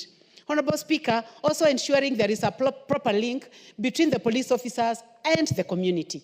And I hope that beyond this bill, we can even have an open day for our police officers within our sub-counties and within our counties, where they make use of this money that I hope that will be not only provided for by our budget committee, we would like actually to see that budget line provided for so that we can support that budget line and ensure that money is provided for them. So, Honorable Speaker, I would also like to see a situation where their retirement is properly planned, such that they are not so worried that they are working in far-flung places, and when they come home, they are not even sure of their benefits. So, Mr. Speaker, when we take care of these police officers, we will ensure that their families are taken care, their children are taken care, and the community's well-being is good. Honorable Speaker, I would like to give an example of a young man from my constituency who has lost his job already. I have done a lot, Honorable Speaker, writing back and forth letters to the Inspector General. He was serving as a police officer. He went back home to find that his own wife is not at home, that his family has disintegrated, and because of that, he got into drinking. And I believe that what happened to him was not fair, because this is a sick man who is drinking alcohol out of frustration. So we need also to be careful with the disciplining of police officers, and I can see it's part of this bill, such that they are not just punished so harshly without establishing the reason as to why they have become indisciplined. So we need also to look at the issue of police who are drinking alcohol. Some may be drinking alcohol because of a situation that they find themselves in. So, Mr. Speaker, I support this bill fully, and I hope that it will be passed by this House so that we can provide the camps that are needed and have a situation where the mental health of our police officers is taken care. Thank you, Honorable Speaker, for the opportunity. Very well. The Vice Chair of the Committee on Security, Dido Razo.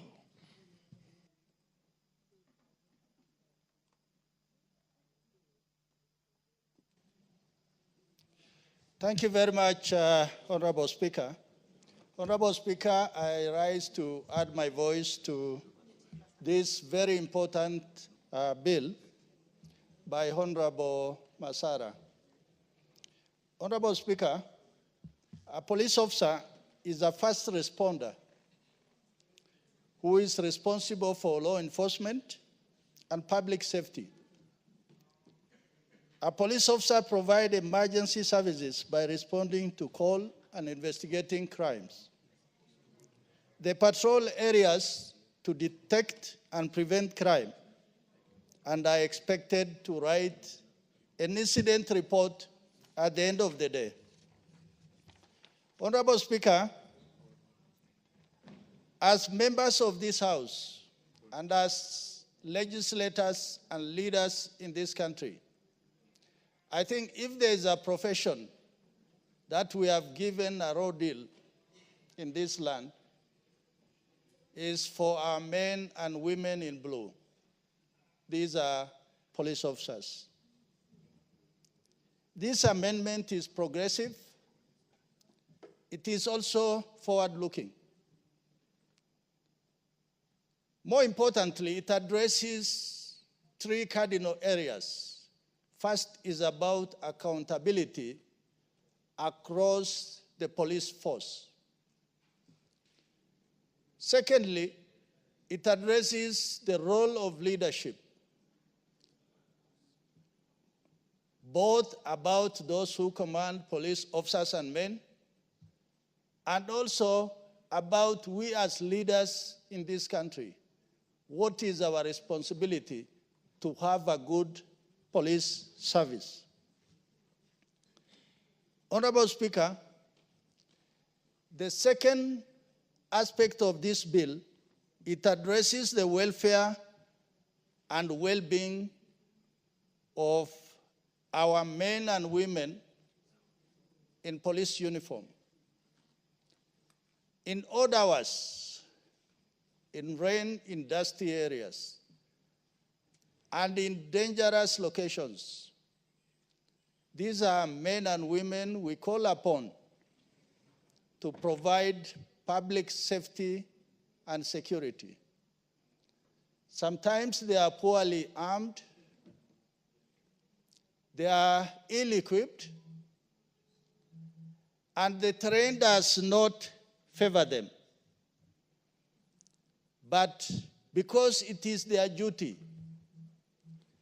many people think that police service is about employment. It is actually a calling. In many developed countries across the world, the police are the most well-remunerated civil servants. Because when you try to describe the task or the work of a police officer, then you begin to feel that actually this man or woman does more than what the Salaries and Remuneration Commission thinks about. Honorable Speaker, recently, during demonstrations, riots, protests, attacks, and even incidents of rustling, this particular force was the most blamed, blatantly. But little did we experience people coming out to say, yeah, okay, we know what happened to demonstrators, but what about the police officers and men who are keeping peace in a particular area on that day? There are those who lost their lives, there are those who lost arms and legs, and there are those who have lost loved ones. Honorable Speaker, as a former military officer, and a distinguished one for that matter, in a day, those men and women of the police force, when they are on a beat, in whatever part of the country, they go through so much. They recover dead bodies, bodies that have been thrown into pit latrines, bodies that have been thrown into sewages. They are the ones who will go to the morgue to identify bodies. And in the end, as a result of that, these men and women go through serious post-traumatic stress disorder. We appreciate it with minimalism because we think it is normal and it is their job. But these are fathers, husbands, brothers, sisters. So they are human beings at the end of the day who will appreciate soothing words for somebody to say, thank you, well done, it is okay. So when this bill came up before our committee, we really thought through it. We called the stakeholders, and we were also amazed at the input in terms of appreciation, because we did not just look at only the men and women in blue, but also on the other side, from the civilian side, who gave us very serious input in terms of going forward, how do we professionalize our police force? In terms of training, of commanders, of constables, so that they are able to do their job, but at the same time, they remain accountable to those people they are supposed to protect and defend and look after them. When you look at the job of a police officer, they give the ultimate sacrifice by putting their lives on the line. Today, when you look at social media, there is an incident in Northeastern where a police vehicle has been hit by an IED, and some of them were injured. But for people who are just looking at that on the social media, they'll think that they were careless or they didn't have the right vehicles and all that. But on the other side, a family has lost a loved one, and soldiers and commanders have lost their colleagues, comrade in arms. So that is why the issue of psychosocial support that has been overlooked for too long must begin to be addressed, starting from a police station all the way to the highest command level. Because if we don't do that, then we are going to lose very good men and women who will have substantial contribution to the life and well-being of our country. Honorable Speaker, during our interaction, one of the things we found that must be done is the issue of uniform, medical support, insurance, pension, housing, ration, protective equipment.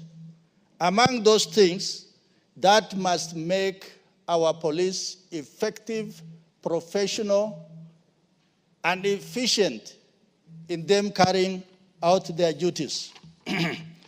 Finally, Honorable Speaker, there are words that have been used to describe the men and women in blue: determined, strong, ambitious, brave, hero, selfless, courageous, friend, daring, responsive. These are verbs that have been used how a policeman or woman carry out their duties by putting their lives on the line. The Honorable Karua Mondi. Okay. The Honorable Peter Kihungi. And then down here, the Honorable Fatma Masito. She's in the house. I'm here. Proceed. Speak. Yes. Basi niseme asante sana Mheshimiwa Spika kwa kuweza kunipatia fursa hii nami niweze kuchangia katika sheria hii ambayo imeletwa mbele ya bunge hili na Mheshimiwa Masara. Mheshimiwa Spika, sheria hii inalenga kuboresha ustawi na hadhi ya askari wetu polisi. Mheshimiwa Spika, polisi wetu wa taifa hili la Kenya wanaishi maisha utadhani wao si binadamu wala si watu ambao wanatangamana na binadamu. Mheshimiwa Spika, askari polisi wetu wa Kenya wana dhiki. Hiyo lugha ndio naweza kutumia ndio iweze kueleweka vizuri. Wana dhiki, wana shida, wana maisha magumu wakati wanatuhudumia na wakati pia baada ya kustaafu. Mheshimiwa Spika, sheria hii ambayo inataka kudumisha ustawi wao na hadhi yao, Mheshimiwa Spika, na kuweza pia kuwatengea kitengo maalum cha kuweza kuwashughulikia askari hawa ambao mara nyingi wanapatikana na ile shida ya msongamano wa mawazo na pia wanapata madhara ya akili. Mheshimiwa Spika, askari wetu wanafanya kazi ngumu sana. Mheshimiwa Spika, unaweza kumpata askari amefanya kazi hata masaa 24 akikimbia juu na chini. Mara nyingine unampata ameitiwa mahali tu accident imetokea. Hata wewe binadamu wa kawaida huwezi hata kuangalia yale mazingira ambayo ajali ile imetokea. Kwa sababu pengine mtu ameumia vibaya sana au pengine amekufa kifo kibaya sana.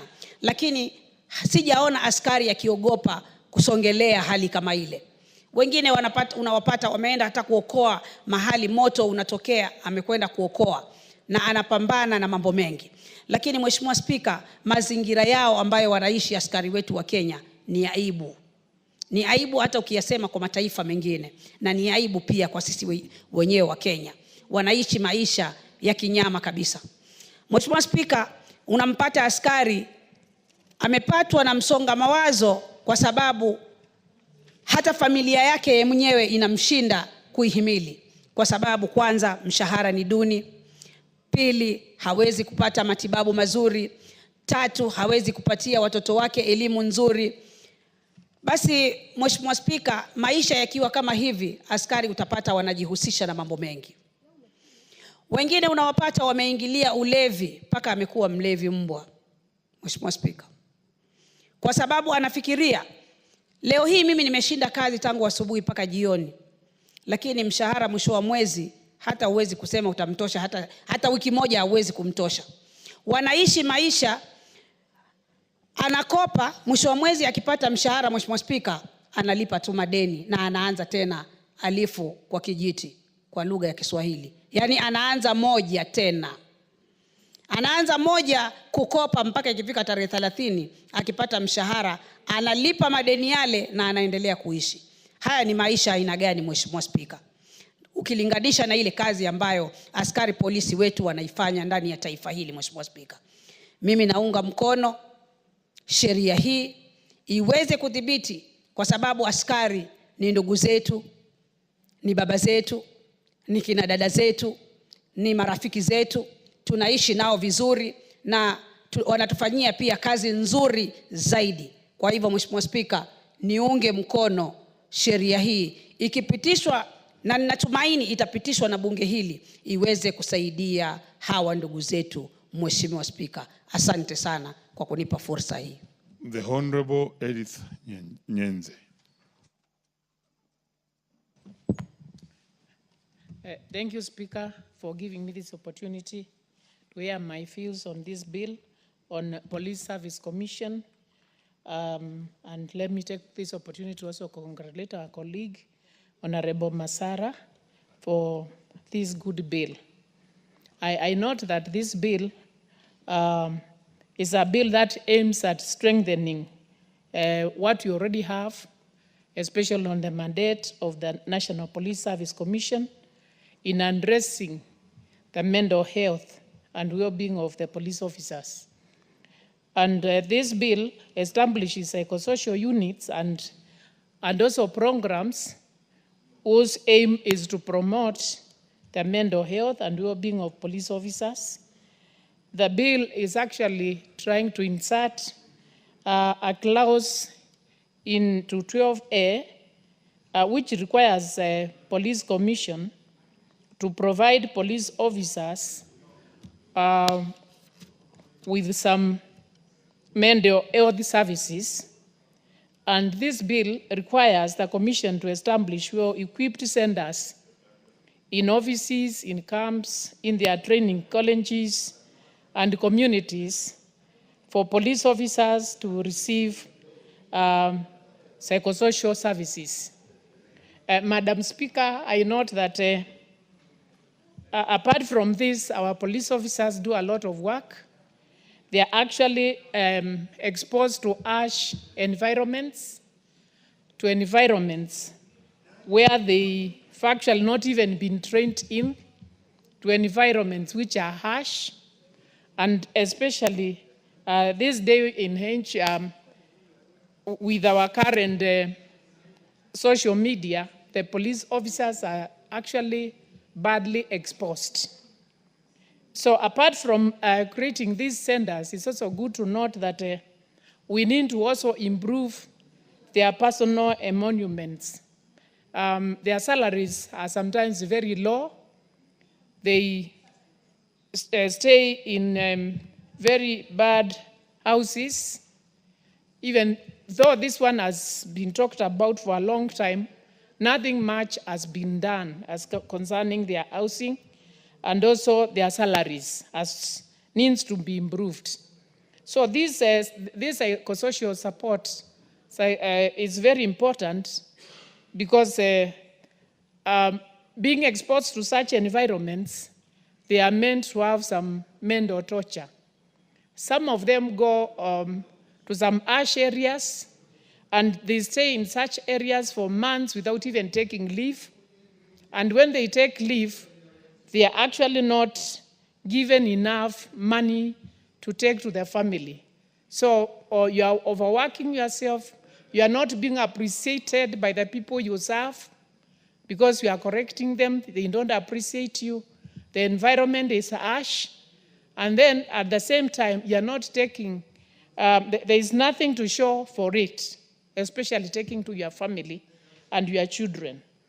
And you also find that some, after being posted in harsh areas, some police officers have stayed in very harsh areas for a very long time, and they are not given transfers. Even when they keep on applying for transfers to other areas, they are not considered. And this is, with the time, this one exposes them to a lot of torture, leading to some ill mental health. Therefore, these centers are very important so that they can actually share with their supervisors, they can also discuss with their colleagues, they can also hear their views so that they are helped in these areas where they feel they are badly exposed. I also, Madam Speaker, also feel that the training which they get does not expose them enough to such issues. So I think it's also, as they get trained, it's also good for them to get exposed to the kind of life which they will be exposed to when they go to the real work. Like now we have some people in Haiti. Maybe some of these police officers are people who have been trained in Nairobi, in urban areas, and then they are taken to very harsh areas. One has not been exposed to such. Yet you are supposed to keep your job because the job opportunities are very rare. So you are actually put in a very harsh and very hard environment such that you need some help. And this bill is very important because this bill is expected to try to address such issues and improve the welfare of the police officers, especially their mental health. With that, Madam Speaker, I support.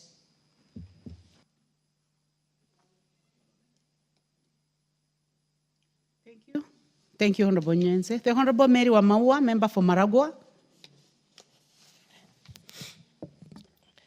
Thank you, Madam Speaker, for giving me this chance to contribute to this amendment bill of the National Police Service.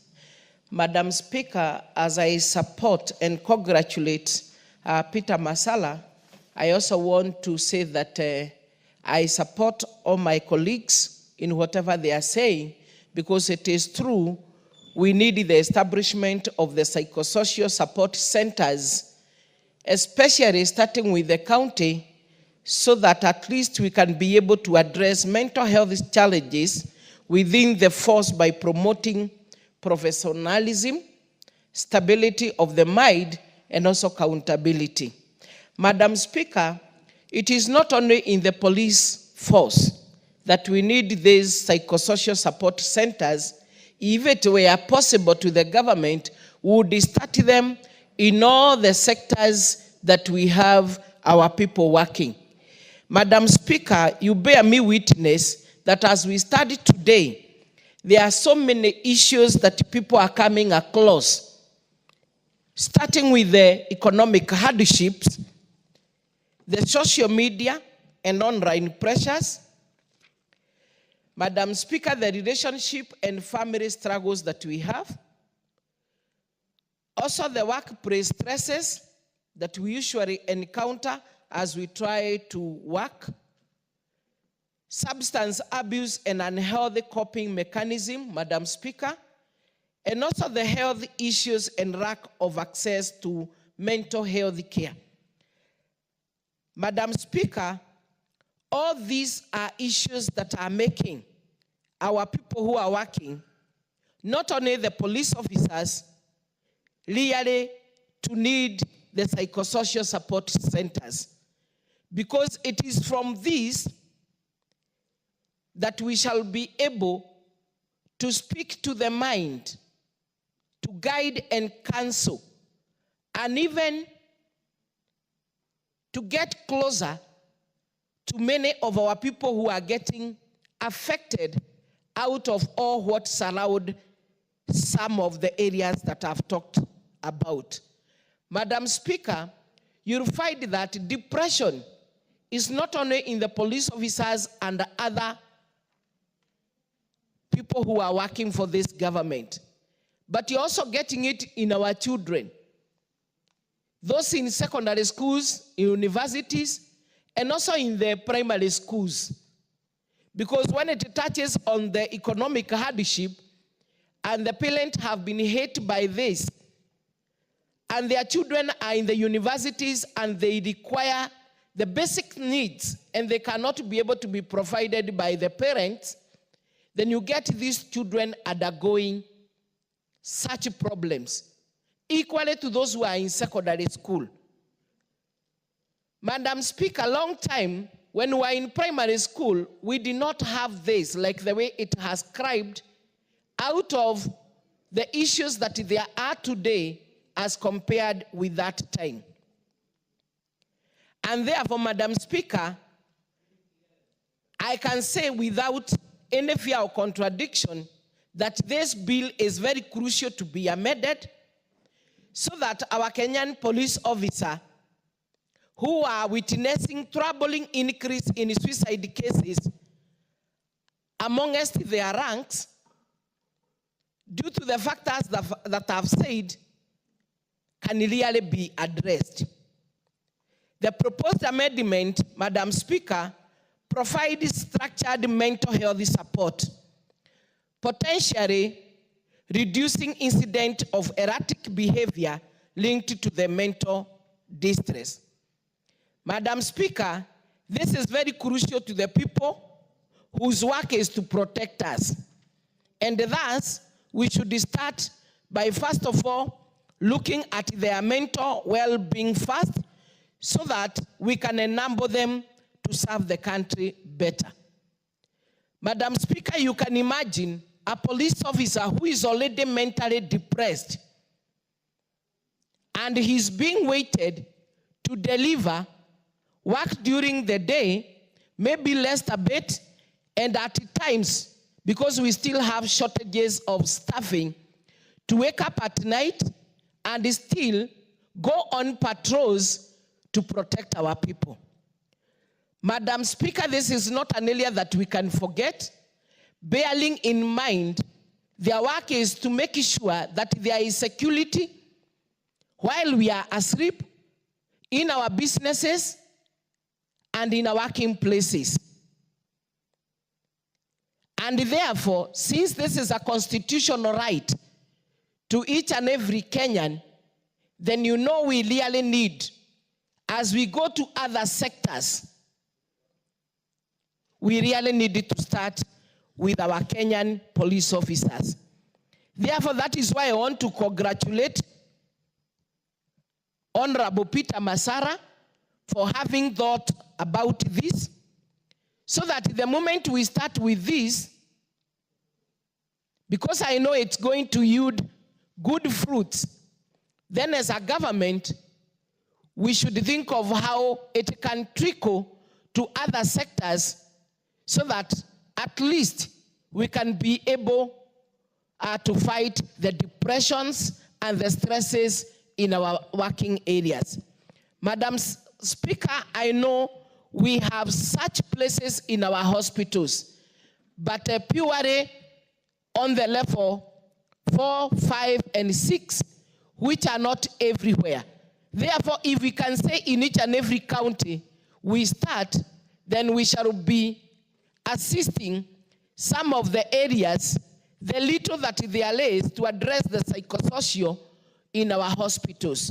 So, Madam Speaker, I want to say I support this and request when this motion goes through, let it be fast-tracked so that it can be implemented to make sure that whatever we are bringing out as areas that are affecting our police officers and others in different working places can be addressed. So, Madam Speaker, I support.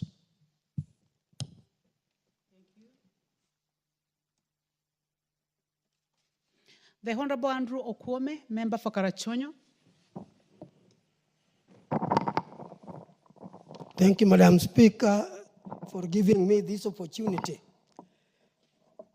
Now, let me first say that the work of police is extremely essential, important, and very, very necessary. And I say so believing that we are not treating our police force or policemen in a manner commensurate with what they do for us. These are people who face danger every moment they are on duty. Sometimes they work at night, and at times during the daytime. And in each occasion, there are, in some cases, people behind them looking for how they can disable them from doing their work in order that they can stop whatever illegal action these people wanted to take. Some lose their jobs during that kind of process. When it comes to the conditions of their living, Madam Speaker, some live in what it is shameful to think of as residential houses. The structure they live in is made of mabati. The floor is sometimes cemented, and at times it is bare soil that is just made at least to enable them put their beds or mats on. All these are very frustrating conditions. The people's attitude on police needs some corrective action. Some people think of police as enemies, not realizing that they are not really enemies. Those who think of them as enemies are criminals. Those who think as their enemies are maybe drivers, because they want the drivers to move their vehicles systematically and legally. Although they have something to say which is corrective on the policemen themselves, and that is the bribes that occurs occasionally with some of the policemen. Madam Speaker, I cannot emphasize much more on the problems the police face. But one thing I must say is on the positivity. The policemen are providing security for us.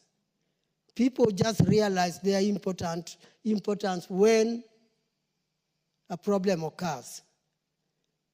Under such cases, everybody's looking for a policeman to come and bail him out. That's when people know the importance of policemen. I think our population also need to be educated so that they can realize the importance of the police service, because we need them. And because of the necessity of what they are doing for us, I think they need to be paid well. I know one of my colleagues said they are well paid. I very much doubt this. These people are not paid well.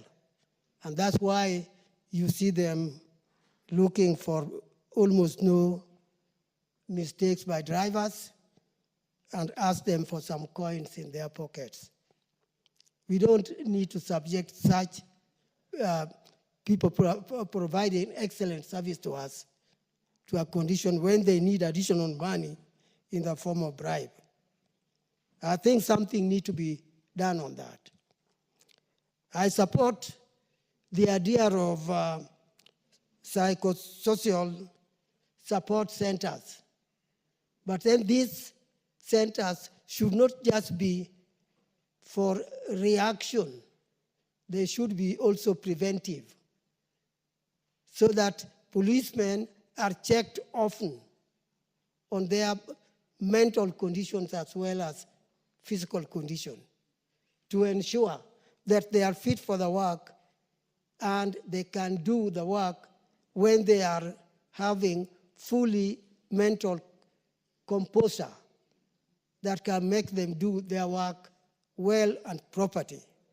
So these centers need to be existing all the time for the police to visit. But then in addition to that, they should have a general medical checkup, which should include all requirements of wellness of the body, including mental capability. Madam Speaker, I feel I have said the importance of their work. I've said what action we need to take. And let me emphasize that something should be done on their accommodation. I can remind my colleagues plus the Speaker that if you go to hot areas like Moyale, Mogadishu, and all those, the houses in which they live, the Mabati type, is almost impossible for life when it is daytime. And at night, it is also worse because it gets too cold. So where would these people be? There can only be night, there can only be day, and each of these offer intolerable conditions for them. That's why you find they get sometimes a little set up and we begin to do what is sometimes dangerous, like killing even their spouses. We need to protect ourselves against such kind of situations by treating our police as human beings doing essential work for us. Madam, with this, I wish to say that I congratulate my colleague, Madam Mr. Masara, who brought up this bill, and I support it. Thanks, Madam. Thank you. Thank you, Member for Karua. Thank you. The Honorable Zainab Mohammed, Member for Migori County.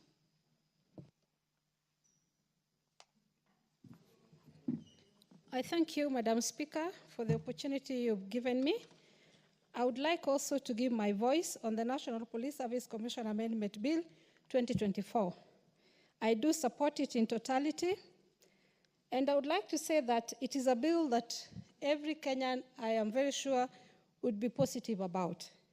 Madam Speaker, the police service sector has suffered a lot, and to give them this kind of treatment, I think would be so good for them, considering that our police do go through a lot.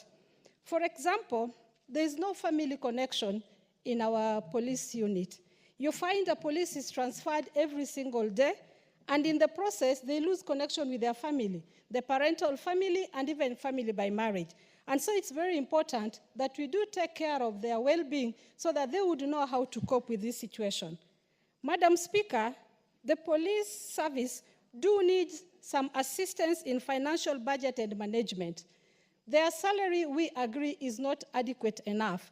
But again, some join the forces when they're very young, and they're not able to take care of their financial needs, and they end up in loans that they're not able to service.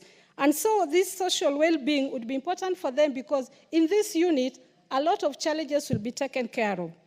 Madam Speaker, we do agree, all of us, that whenever our service go to give service to this country, our police, they do go through trauma, either directly or indirectly.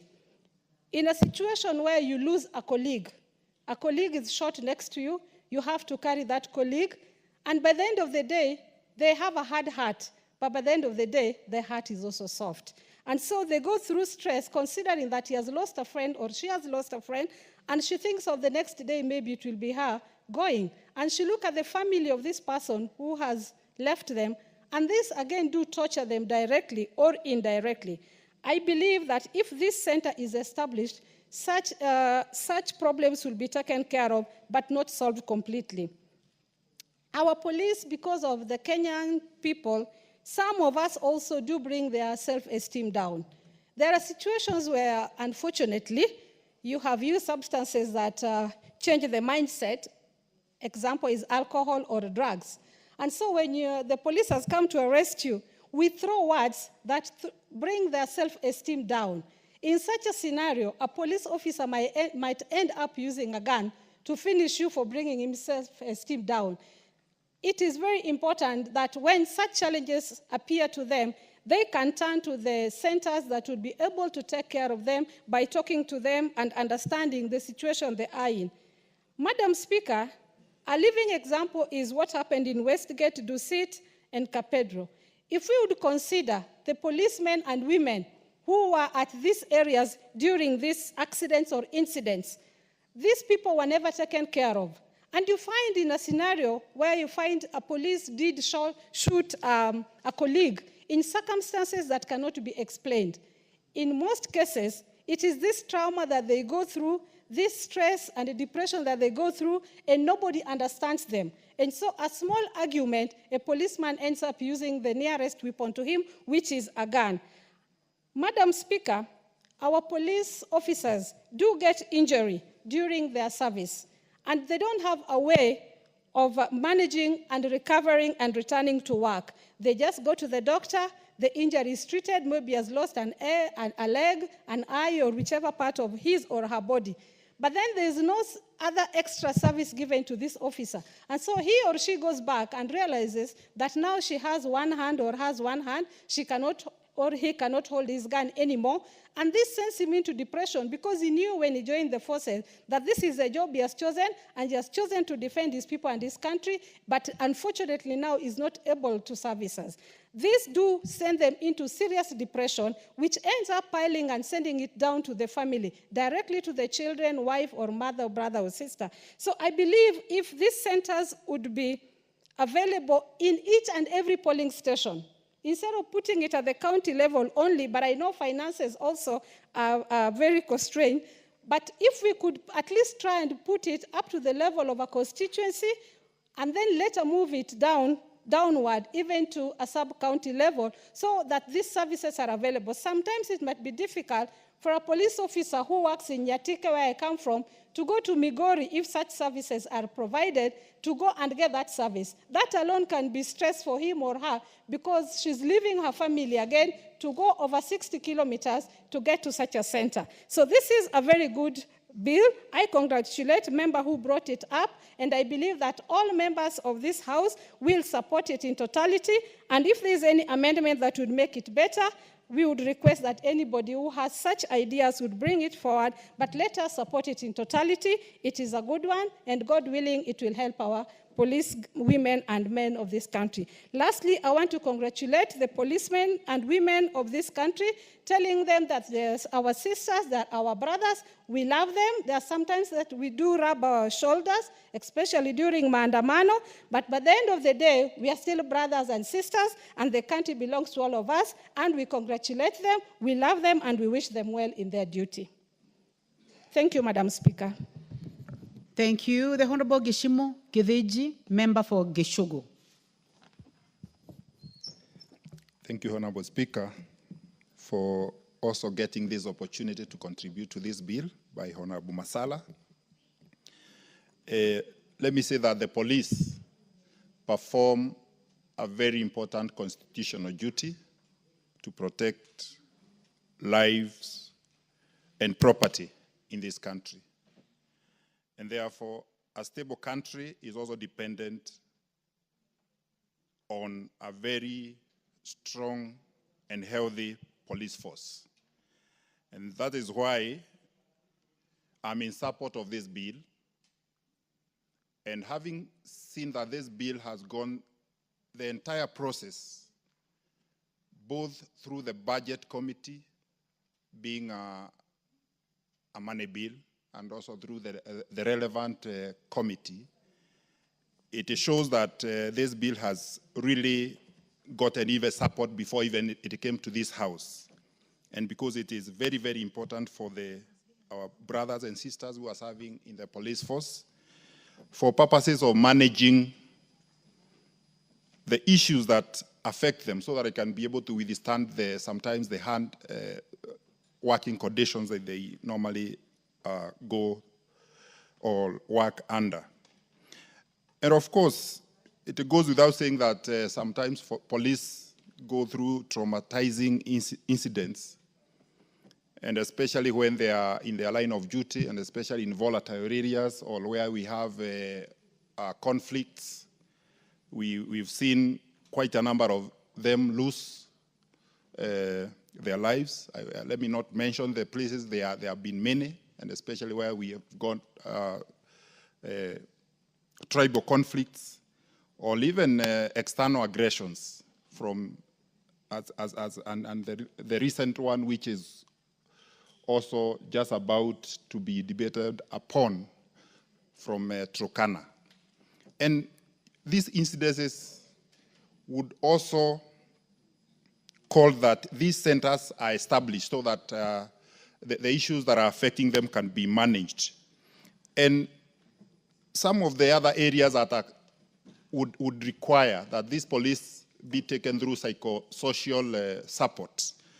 It's also sometimes they also carry so much burden of some families. You see that though some also get into these forces very young, sometimes they may be the only breadwinners in those families. They are low income, support the entire family, even to support their siblings. Of course, sometimes also working in very poor working conditions and living conditions, and stress-related matters and depressions may cause them not to perform their work very well. But of course, Honorable Speaker, looking at this bill, it is not seeking to address the root causes of the problems that would require these social support centers to be established. Of course,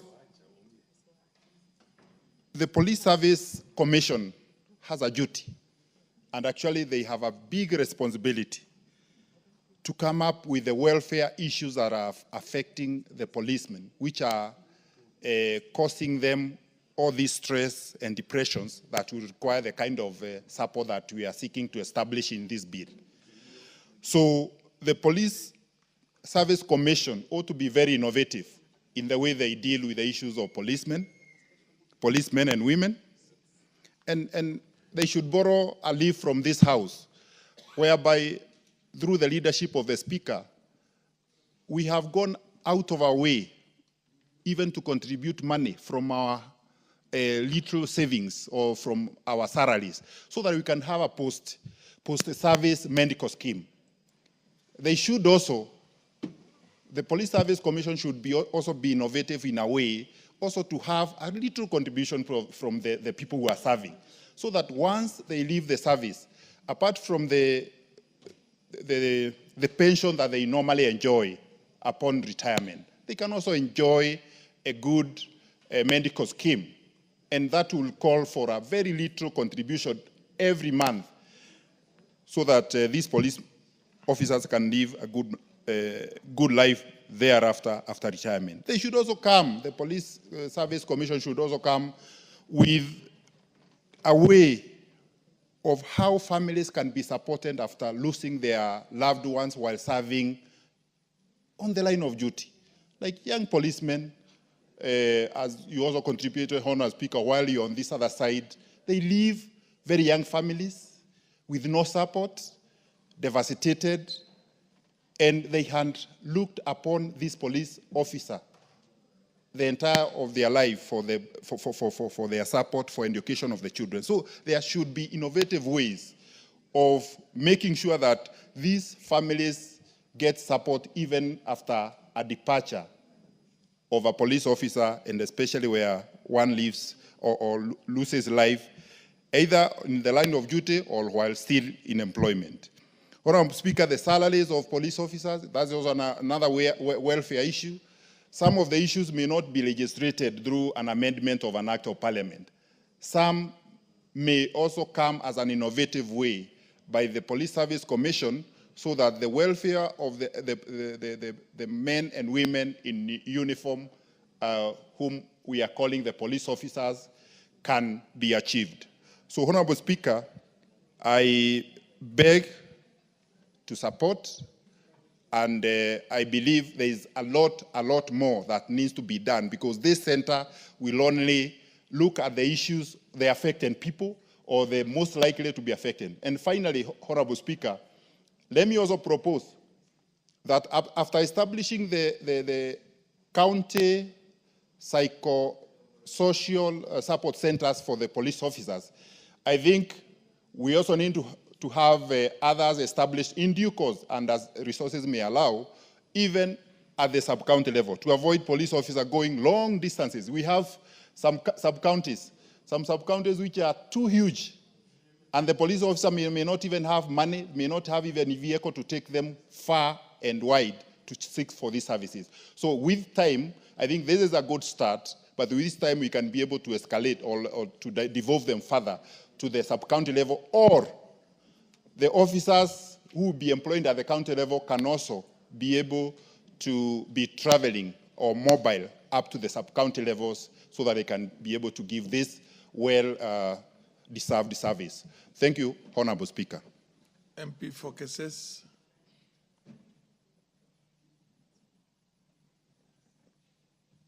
Thank you so much, Mr. Speaker, for giving me an opportunity to also put in my support to this particular amendment on the National Police Service Amendment Bill, Section 12, that is seeking to address the very needy issues that affects our officers in line of duty. Mr. Speaker, I think all of us, we are not new to uncertain news that have been running on our screens each and every now and then in our social medias, where police officers are taking away their lives, or even going to an extent of taking away innocent lives of people, just as a point of expression of depression, a point of expression of dissatisfaction, a point of expression of frustration. All these issues put together, Mr. Speaker, draws us back to the knowledge that also police officers are human beings, like every other person.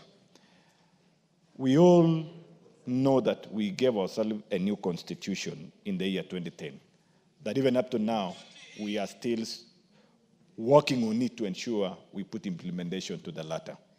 And this particular amendment, Mr. Speaker, exactly is getting us back to Article 43 on the economic and social rights of Kenyans. As I have said, police officers are Kenyans like any other Kenyan.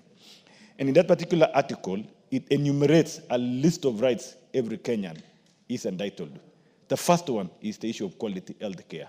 And when you talk of health care, it's not only limited to the aspect of illness, medical attention to ailments, it also includes squarely the issue of mental illness or sickness. What we are seeing, or the frustration that are being demonstrated by officers, where a junior officer goes and opens fires to the colleagues, or even to the seniors, those who give instructions. As we all know, the operations of men in uniform is a question of orders, sanctioning of orders, instructions, and directives. It's actually like a top-down kind of operations. But sometimes some of these instructions given to some people who are already sick, and there is no person, there is no quota that is able to evaluate, is able to look at, is able to check the well-being of these particular people. Sometimes they're given a huge assignments that to them it sounds like a punishment. And because they are already lost hope in life, what we are witnessing now, what is happening, we are losing a lot of officers. somebody goes home and kills the family, including innocent children, just to express their frustration. And even after that, realizing that he has done or she has done the worst, also takes away his life. So we lose, we lose. Mr. Speaker, this particular amendment that is seeking to establish a psychosocial support system or centers in every county, and more so like my colleague Kishimu is saying, we also need to look at beyond counties, because some counties are, well, they are vast, like Marsabit is a huge county. You cannot imagine one in Orisiolo, where the fine of sub-county or even a local area where an OCS sits, to connect to the main county level is a big distance. I mean, it's 2 walls apart. Mr. Speaker, I want to say it is time that we need as a Kenyan to support such amendment, so that the people we expect them to secure our lives, let us also secure their lives by ensuring they are okay, they are well, the issues are addressed. And not only addressing the issues of sickness and mental wellness, we also need to understand what are the causes of this. One of the issues is the issue of financial or economic challenges they go through. Some of them, they get employed today, they are young. Some of them are taken through some process of getting to this particular job because they are looking for a job. Only for them to realize when they begin to earn and begin to do what they call financial plan. Whatever they expect, their expenditure against their income doesn't match. Why? Because probably during training, they had no enough time for them to be also taken through financial training. This particular center should serve and provide a mechanism of continuous training, ensuring that they are sensitized on how they can manage their finances, how they can integrate their family in financial decisions, so that together they move together. Some of them end up maybe they borrow loans, they misuse the loans, the loanees are there on their necks. Nowadays, we are even aware of what we call share-locking. They share-lock everything, to the extent when they wake up tomorrow, they realize they are naked. They have no meaning. The families are here, they want to pay school fees, they want to meet medical needs of their family, and there is no money. What remains? They indulge in alcoholism. In the long run, they lose the meaning of life and they die. Reason why? Because there is no person, there is no expert that can always continuously engaging them and giving them discussion. Some of them who have gone through problems, they get a moment of exchanging experience with those who have come through the same challenges, and they realize this life is as a meaning, and whatever they are going through is not a unique to what happens to the other people. So, Mr. Speaker, I want to support this particular amendment, and I want to congratulate my colleague, Honorable Peter Masara, for thinking of solving the problems of our police officers. Could be, maybe because most of the time I know my colleague on the other side, Anarico, the other day they were singing Manene ya Mandamano, and they know the problems they are taking through police officers. But I'm happy today, they also know that the police officers are our children, and we need to cater for their interest, that when they come and facilitate their demonstrations, sometimes they go overboard. They also affected through tear gas, stoning, and in the long run, they get frustrated. You welcome Mr. Speaker today when there's Mandamano, and you find the police officers, the whole night, they are stayed in the field there. They don't get food, they don't get enough sleep. Tell me, and they are human beings. So this particular support, I want to stand to say I support, and not only support, we also now need to look at beyond it and resource it well. This particular house need to look at that particular department, and we want to cost it well and give sufficient resources, because it will be meaningless to establish a center without resources, without enough money, without enough personnel, without enough experts. It will be meaningless. So let us create it here and ensure, as we are discussing even budget policy statement and future budgets, let's give it the attention it deserves. Thank you so much, and I want to support this particular amendment. Honorable Kosgei, nominated. Thank you, Mr. Speaker. Beg your pardon. I wish on the onset to support this amendment bill by my friend Masara, touching on very important members of our society that we cannot overemphasize the importance of the role the police officers play. Mr. Speaker, when we talk about psychosocial support, we are talking about their emotional well-being. We are talking about their social life. We are talking about their mental state and well-being.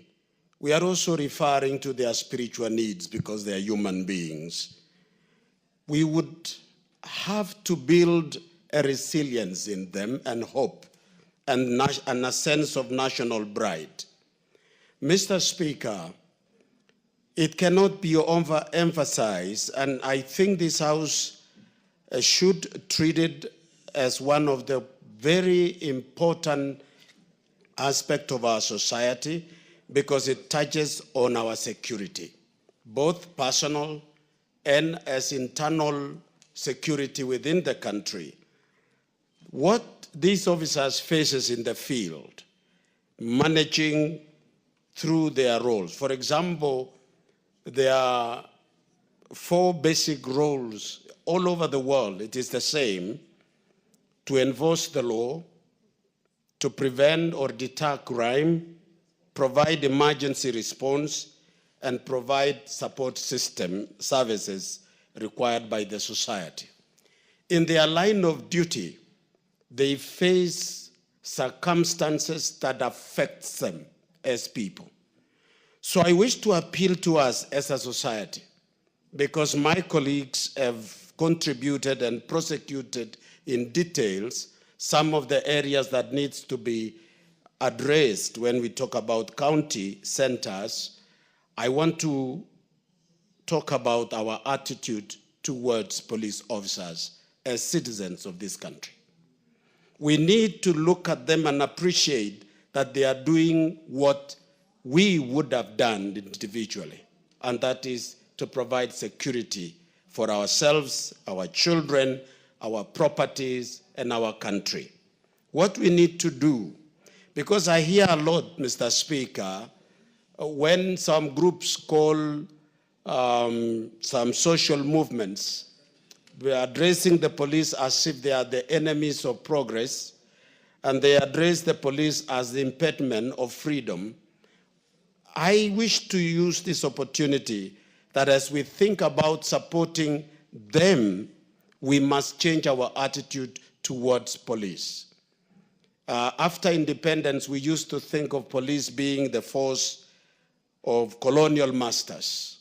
And when we see them, we saw them at that time, during our time, when we were young, we saw police as enemies because they represented a regime that oppressed us. But we are an independent country. We must be proud of our country. What we see in the global north, the way they respect their police in their time and when in time of duty, as they fulfill their roles, they are respected as they implement the law. So let us keep also to the line of taking the pride of being proud of our own country and respect the law. With that, Mr. Speaker, I support this motion. Thank you. The MP for Keio South, Gideon Kimayo.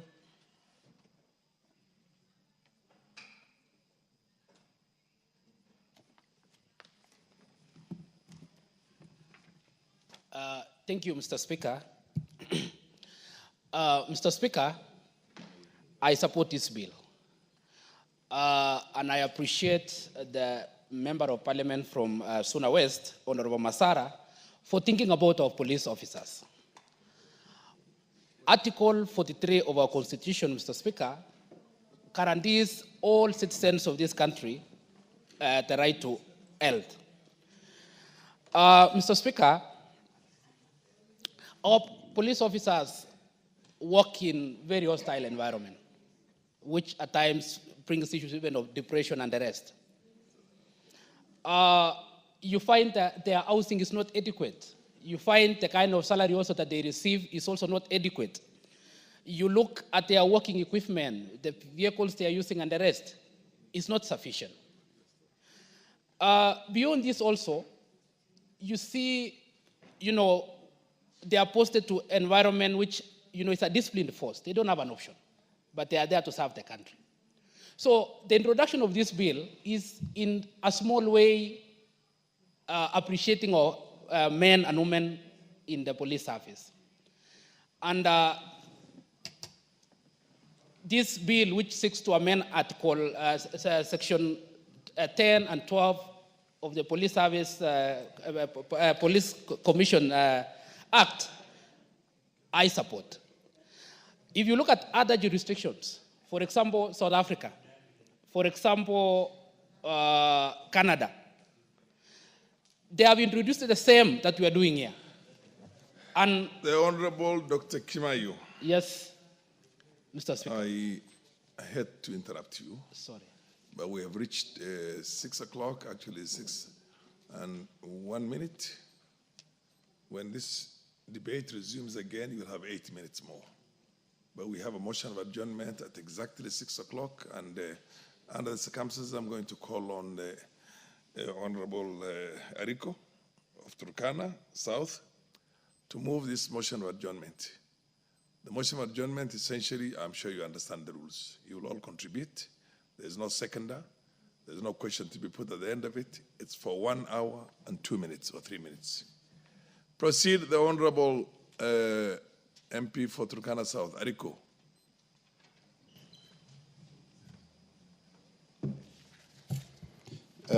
Thank you, Honorable Mr. Speaker, for according me this opportunity to raise my voice on this matter of Tadanyang massacre.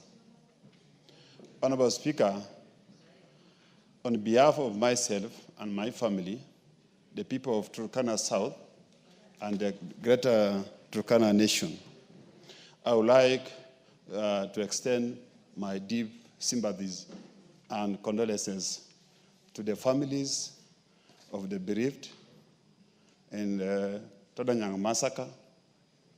May God bless their souls.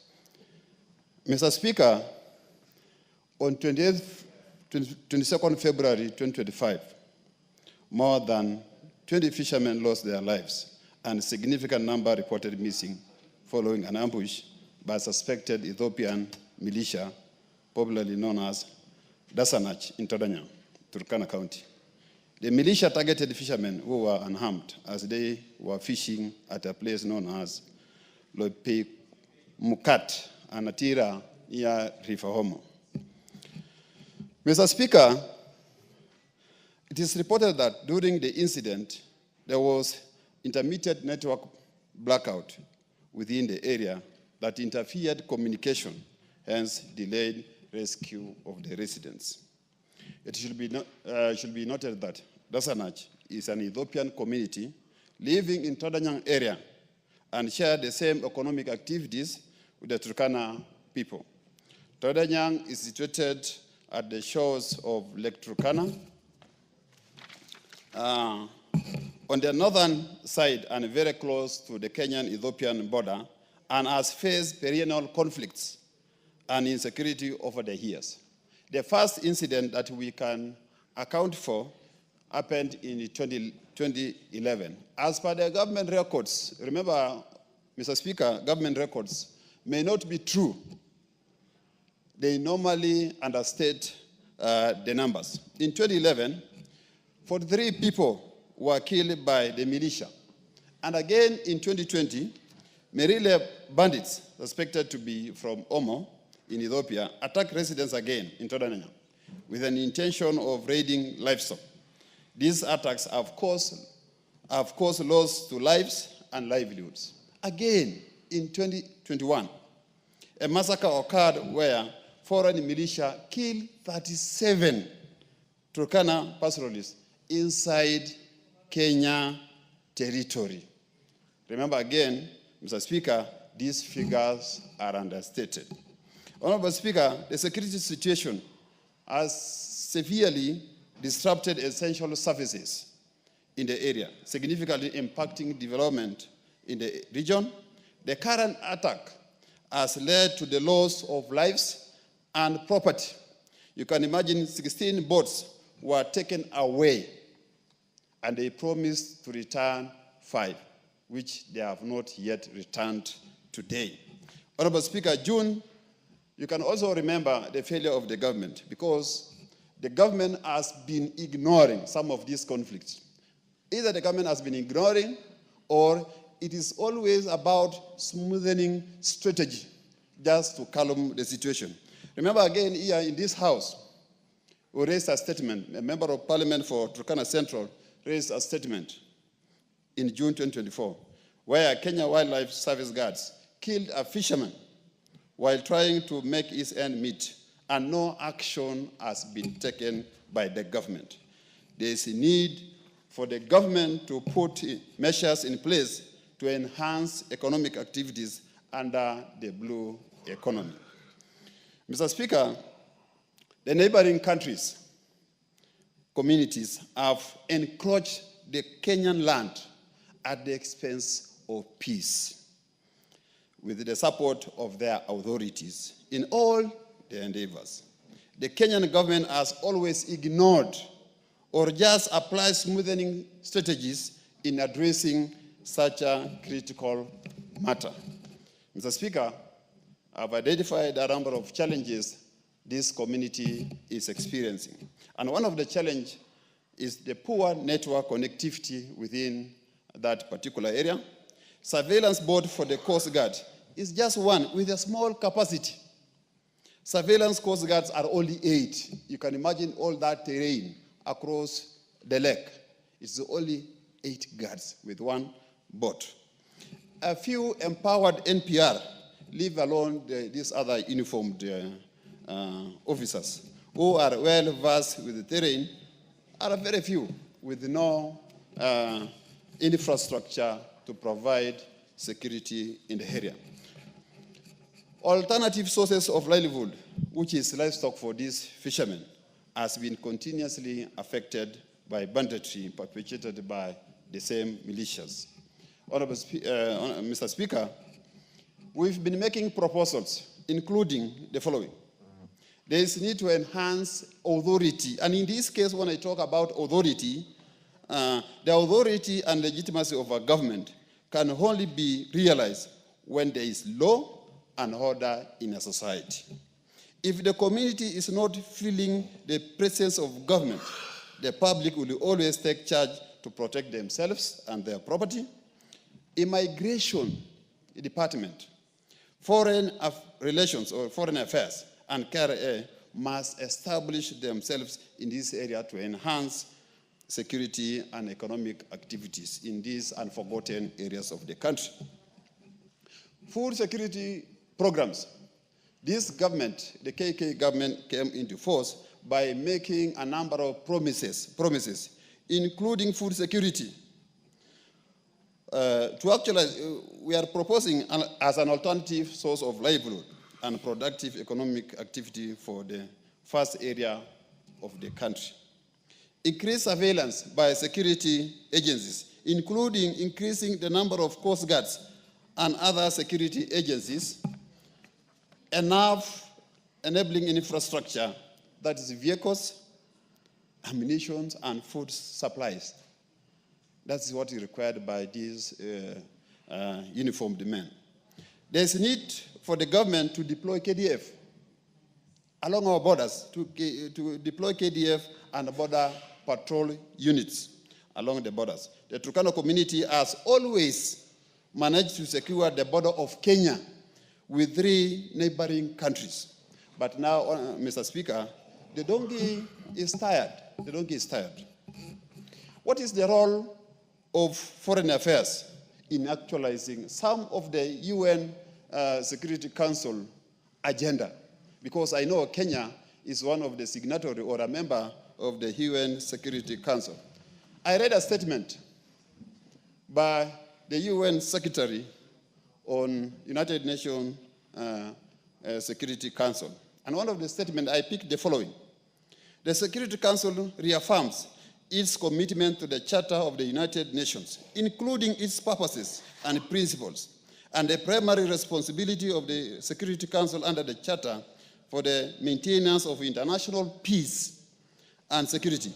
In this regard, reiterates its commitment to address conflict-induced food insecurity, including famine in the situation of armed conflicts. Again, in that presentation by UN Secretary General Blinken, the Security Council reaffirms the full respect for the sovereignty and territorial integrity of state in accordance with the Charter of the United Nations. The final statement that I picked, the Security Council reaffirms the primary responsibility of states to protect the population throughout their whole territory, and the obligation of all parties to armed conflict to respect international humanitarian law, and the need for them to allow and facilitate the rapid and impeded passage of humanitarian relief for citizens in need. Mr. Chair, I wish to express my concern about President Trump's effect on humanitarian and development assistance and funding that Turkana community used to benefit from the US government. Remember again, this area has been benefiting a lot from this humanitarian. This will perpetuate or motivate more aggression or conflict between the two territories. Chair, Mr. Speaker, remember a conflict between the citizens of two countries is an international problem, which this government must take it seriously. But what I'm seeing, what we see as Turkana people. Give him an additional minute to wrap up.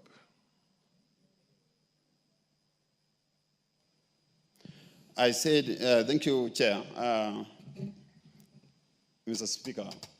I said the current conflict between the citizens of Ethiopia and Kenya is an international problem that needs the attention of the leadership of this country. But what we are seeing, when a government minister goes to Todenya and just lives like that, the Minister for Interior cannot account for the day he went to Todenya. He cannot tell us what he did to the people of Todenya. We want the minister to react, to do something tangible that we can account that Honorable Ariko, I had to look at the standing orders. The rules are very clear on such motion of adjournment. You have strictly 10 minutes. So the chair, I think, overstepped. Times have changed, and you have done your bit. Now, who is, am I supposed to follow you? Naomi, is this what you wanted to contribute on, or the previous motion? Okay, I presume that there are members who would want to contribute on this. Can you raise your hand? Just so that I know the list is. The honorable member at the very end, Honorable Nanok, MP for Turkana West. Thank you, Honorable Speaker, for the opportunity to add my voice to this motion of adjournment. And Speaker, from the onset, I would like to express my very sincere condolences and heartfelt condolences at that to the people that, the families that have lost their loved ones in this bizarre massacre that occurred in Todonyam. And Speaker, it's a painful experience.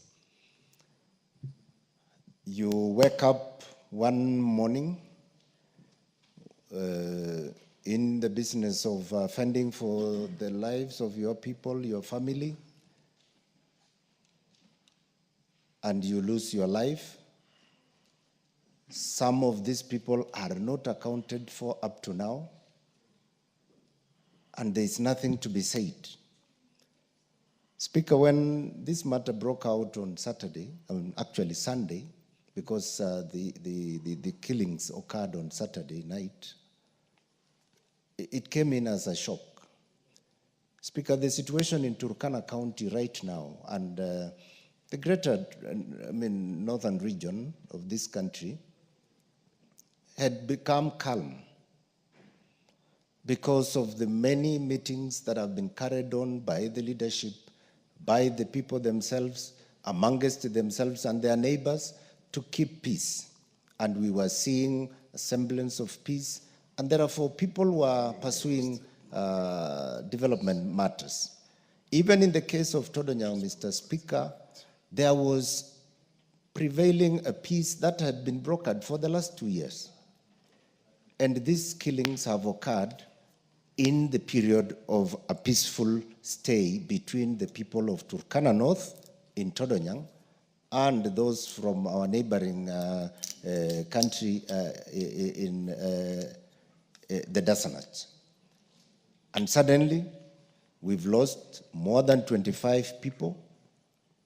And actually, when you hear the stories from those who have visited the area, the Member of Parliament for Turkana North is still there. He's holed up there since Sunday.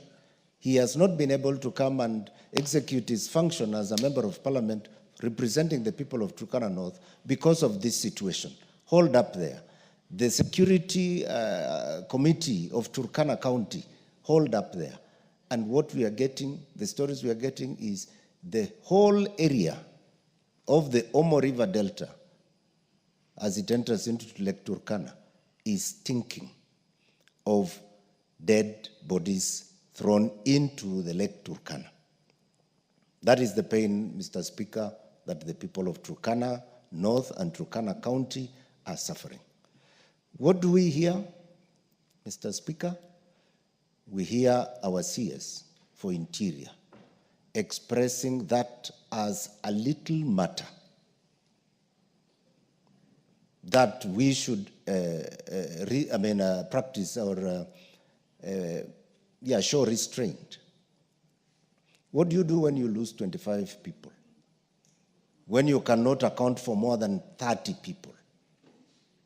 Children and men who were fishing in that lake. The stories we are getting, Mr. Speaker, is not a small matter. That is the pain we feel as the people from there. And it is time government actually of Kenya did the honorable thing. The border between Kenya and South Sudan, between Kenya and Ethiopia, is not secured. It is not secured. People cross as they wish.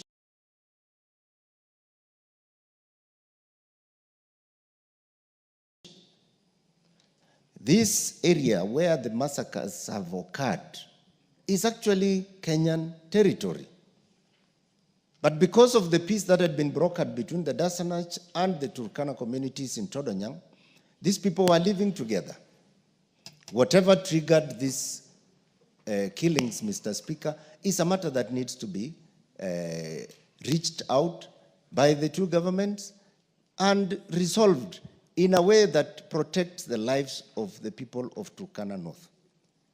Mr. Speaker, people have lost their livelihoods. The fishing boats, the fishing nets are gone. It is only good that we hear that these people have been given back their nets.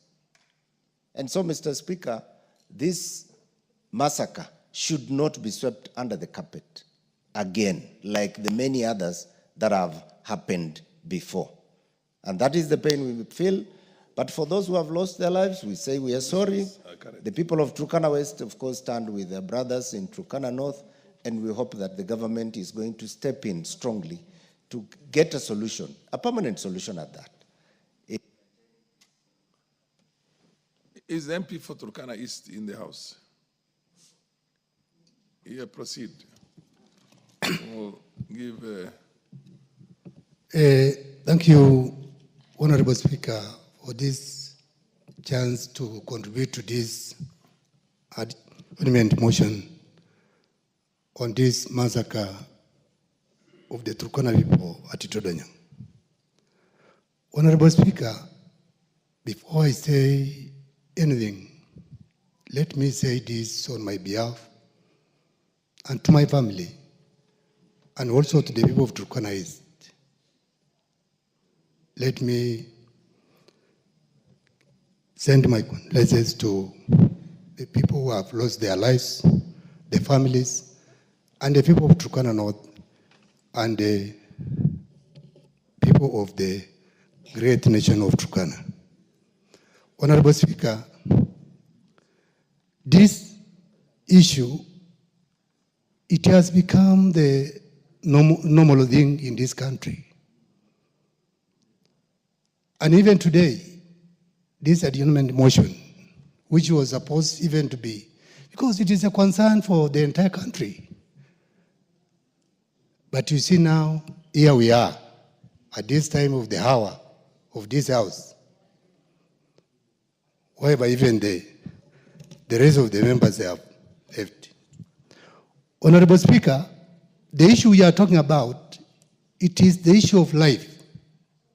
And we have been doing this adjournment motion in this house for all these years. Every now and then, we call for a motion on adjournment of the house over the same, both internally and externally. And nothing has been taking place, Honorable Speaker. Honorable Speaker, as we discuss here, the bodies or the number of people who are killed, it has not been known yet. And our government, they are just keeping quiet about it. And the militia, the people who did this thing, they are still there. They have even said they will not move from there so that the people can be counted. But the government has just given it a deaf ear. Honorable Speaker, if this issue, it had happened somewhere in this country, I believe everybody could have gone there. But because it is in Turkana, I don't know what is the whole thing. Because we have been talking over this all these years. The issue of Todonyang, it is not new in this house. In the early 70s, 80s, 90s, people have been massacred in the same area. But no permanent action has been taken, Honorable Speaker. The government goes there, they come back and just tell the public they are doing something, but at the end of the day, it goes silent. But Mr. Speaker, time has come for the government of Kenya to take stock of security in Turkana County. We cannot take our officers to Haiti, to Congo, and yet our people, they are massacred along our borders here in Turkana. It is happening between Ethiopia and Turkana. It is happening between Southern Sudan and Turkana. It is happening at the border of Uganda and Kenya. But nobody talks about it. For how long are we going to lose our people? For how long are we going to continue losing life in Turkana County? And there's no action, no permanent solution has been found to address this issue of this massacre in those areas. We talk of the international boundaries, but at the same time, even Honorable Speaker, this week, Monday, a member of this house was just giving incitement information at Cabinet Court. Incitement. And he's just walking freely here. Mr. Speaker, time has come for us Turkana people to raise up. We are fed up of this. And we want us to be given the right to live in this country the way the rest of Kenyans are given. We need to be protected. Our property.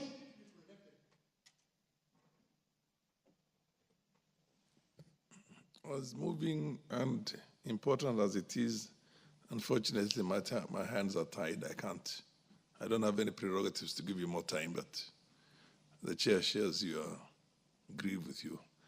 The county women representative for Turkana County.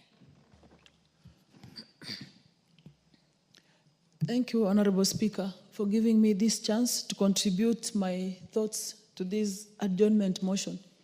First and foremost, I would like to give my sincere condolences to the families of Turkana people who have lost their people and property. Secondly, Mr. Speaker, I want to attest to this house that I went to Todonyang. I personally visited the place. And whatever I'm going to say is on the basis of the witness account and what I saw with my own eyes, Honorable Speaker. Whatever is happening in Todonyang is so unimaginable. It's beyond human understanding. We were there closed up in meetings without doing anything. Those families who have lost their loved ones were just hovering around, walking, crying. They are not able to prove if their people are alive or dead, simply because we were not allowed to access the place of massacre, even to rescue, to bring those bodies back for burial, Honorable Speaker. Is there any other inhuman act beyond this, where a country like Kenya, as sovereign as it claims to be, but a neighboring country can massacre people, hold on the bodies, bury them and dispose them as they would wish? As the Honorable Member for Turkana West was putting it, that part of Lake Turkana is stinking the bodies of our people. They have hidden it under the water hyacinth, and some of the bodies were hidden in shallow graves. We are not able to account for the bodies. Even for anyone to say 25 fishermen, sijui how many fishermen, it is very wrong, Honorable Speaker. Because the entire Turkana County goes there for their living. It is a place that is concentrated with fish, and that is why the Ethiopians are there, even Burundians are there, the rest of Kenyans are there. This kind of massacre was only happening to the Turkana people. Honorable Speaker, the lady who rescued the 24 survivors was a Kikuyu lady from Kenya, and we thank God and we celebrate her today. There is also a good-hearted chief on the other side of Dasanach who facilitated that, the 24 survivors. We want to thank him also. Honorable Speaker, what we are asking is, you mean even with specialized forces, the divers, the Navy, whenever there is a boat accident, even in the coast here, in Indian Ocean, this government sends specialized forces there to retrieve the bodies. Honorable Speaker, it is 1 week now. We are not able to retrieve the bodies of our people. We can only smell them in a stinking manner. The 2 bodies that were retrieved yesterday, Honorable Speaker, those 2 men were killed on Monday, not in the day of massacre. They were hiding in the water hyacinth, waiting for safety. And when they heard the boats cruising the lake, they thought maybe Kenya has come to rescue them. They came out, only to land in another ambush, and they were just killed brutally, in a cold blood, Honorable Speaker. It is so inhuman. It is so inhuman, Honorable Speaker. And it is not the first time we are doing this. For how long will we be bringing adjournment motions to this House? Even this one of an international nature, Honorable Speaker. As Honorable Nkolong is putting it, Kenya is able to send KDF to Haiti. Kenya is able to send KDF wherever, but there is zero presence of KDF in Todonyang, I tell you. Our borders down there are manned by Turkana people, and we've lost lives and property.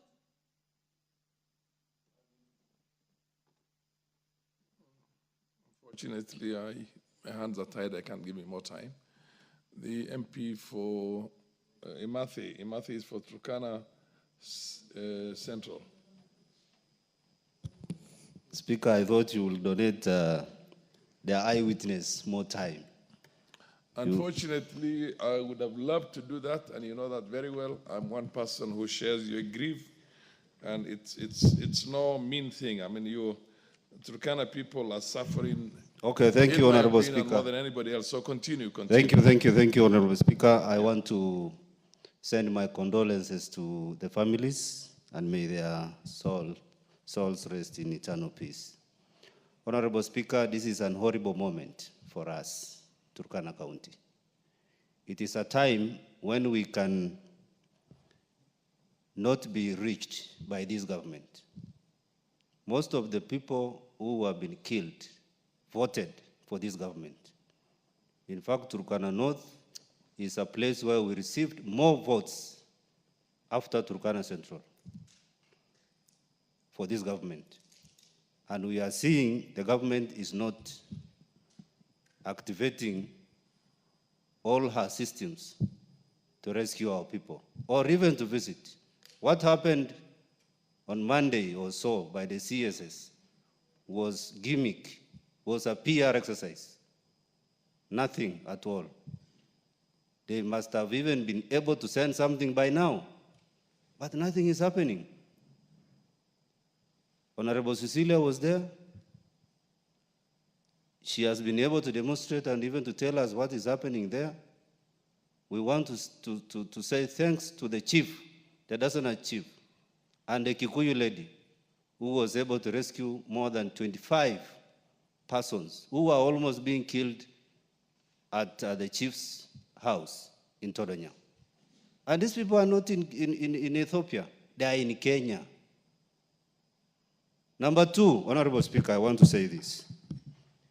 When Uhuru, the former president, and the president for Uganda were launching the cross-border development, peace and development program in Moroto, it was very shameful for us as a country to say that there is nothing that we have been able to do for the pastoralists in Kenya when Ugandans were able to tell us that they have done much on their side. It is the same thing we are seeing in Todonya. When you get to Omrate, the town that is next to Todonya, the place has a high rate of food security, Honorable Speaker. This other side, if it were not because of the floods of River Homo and took people there to go and fish, nothing is there. It is only Catholic Church, and I want to say thanks to that church, that is Todonyang. Nothing else. There is no government. Pastoralists are there, but there is no government at all.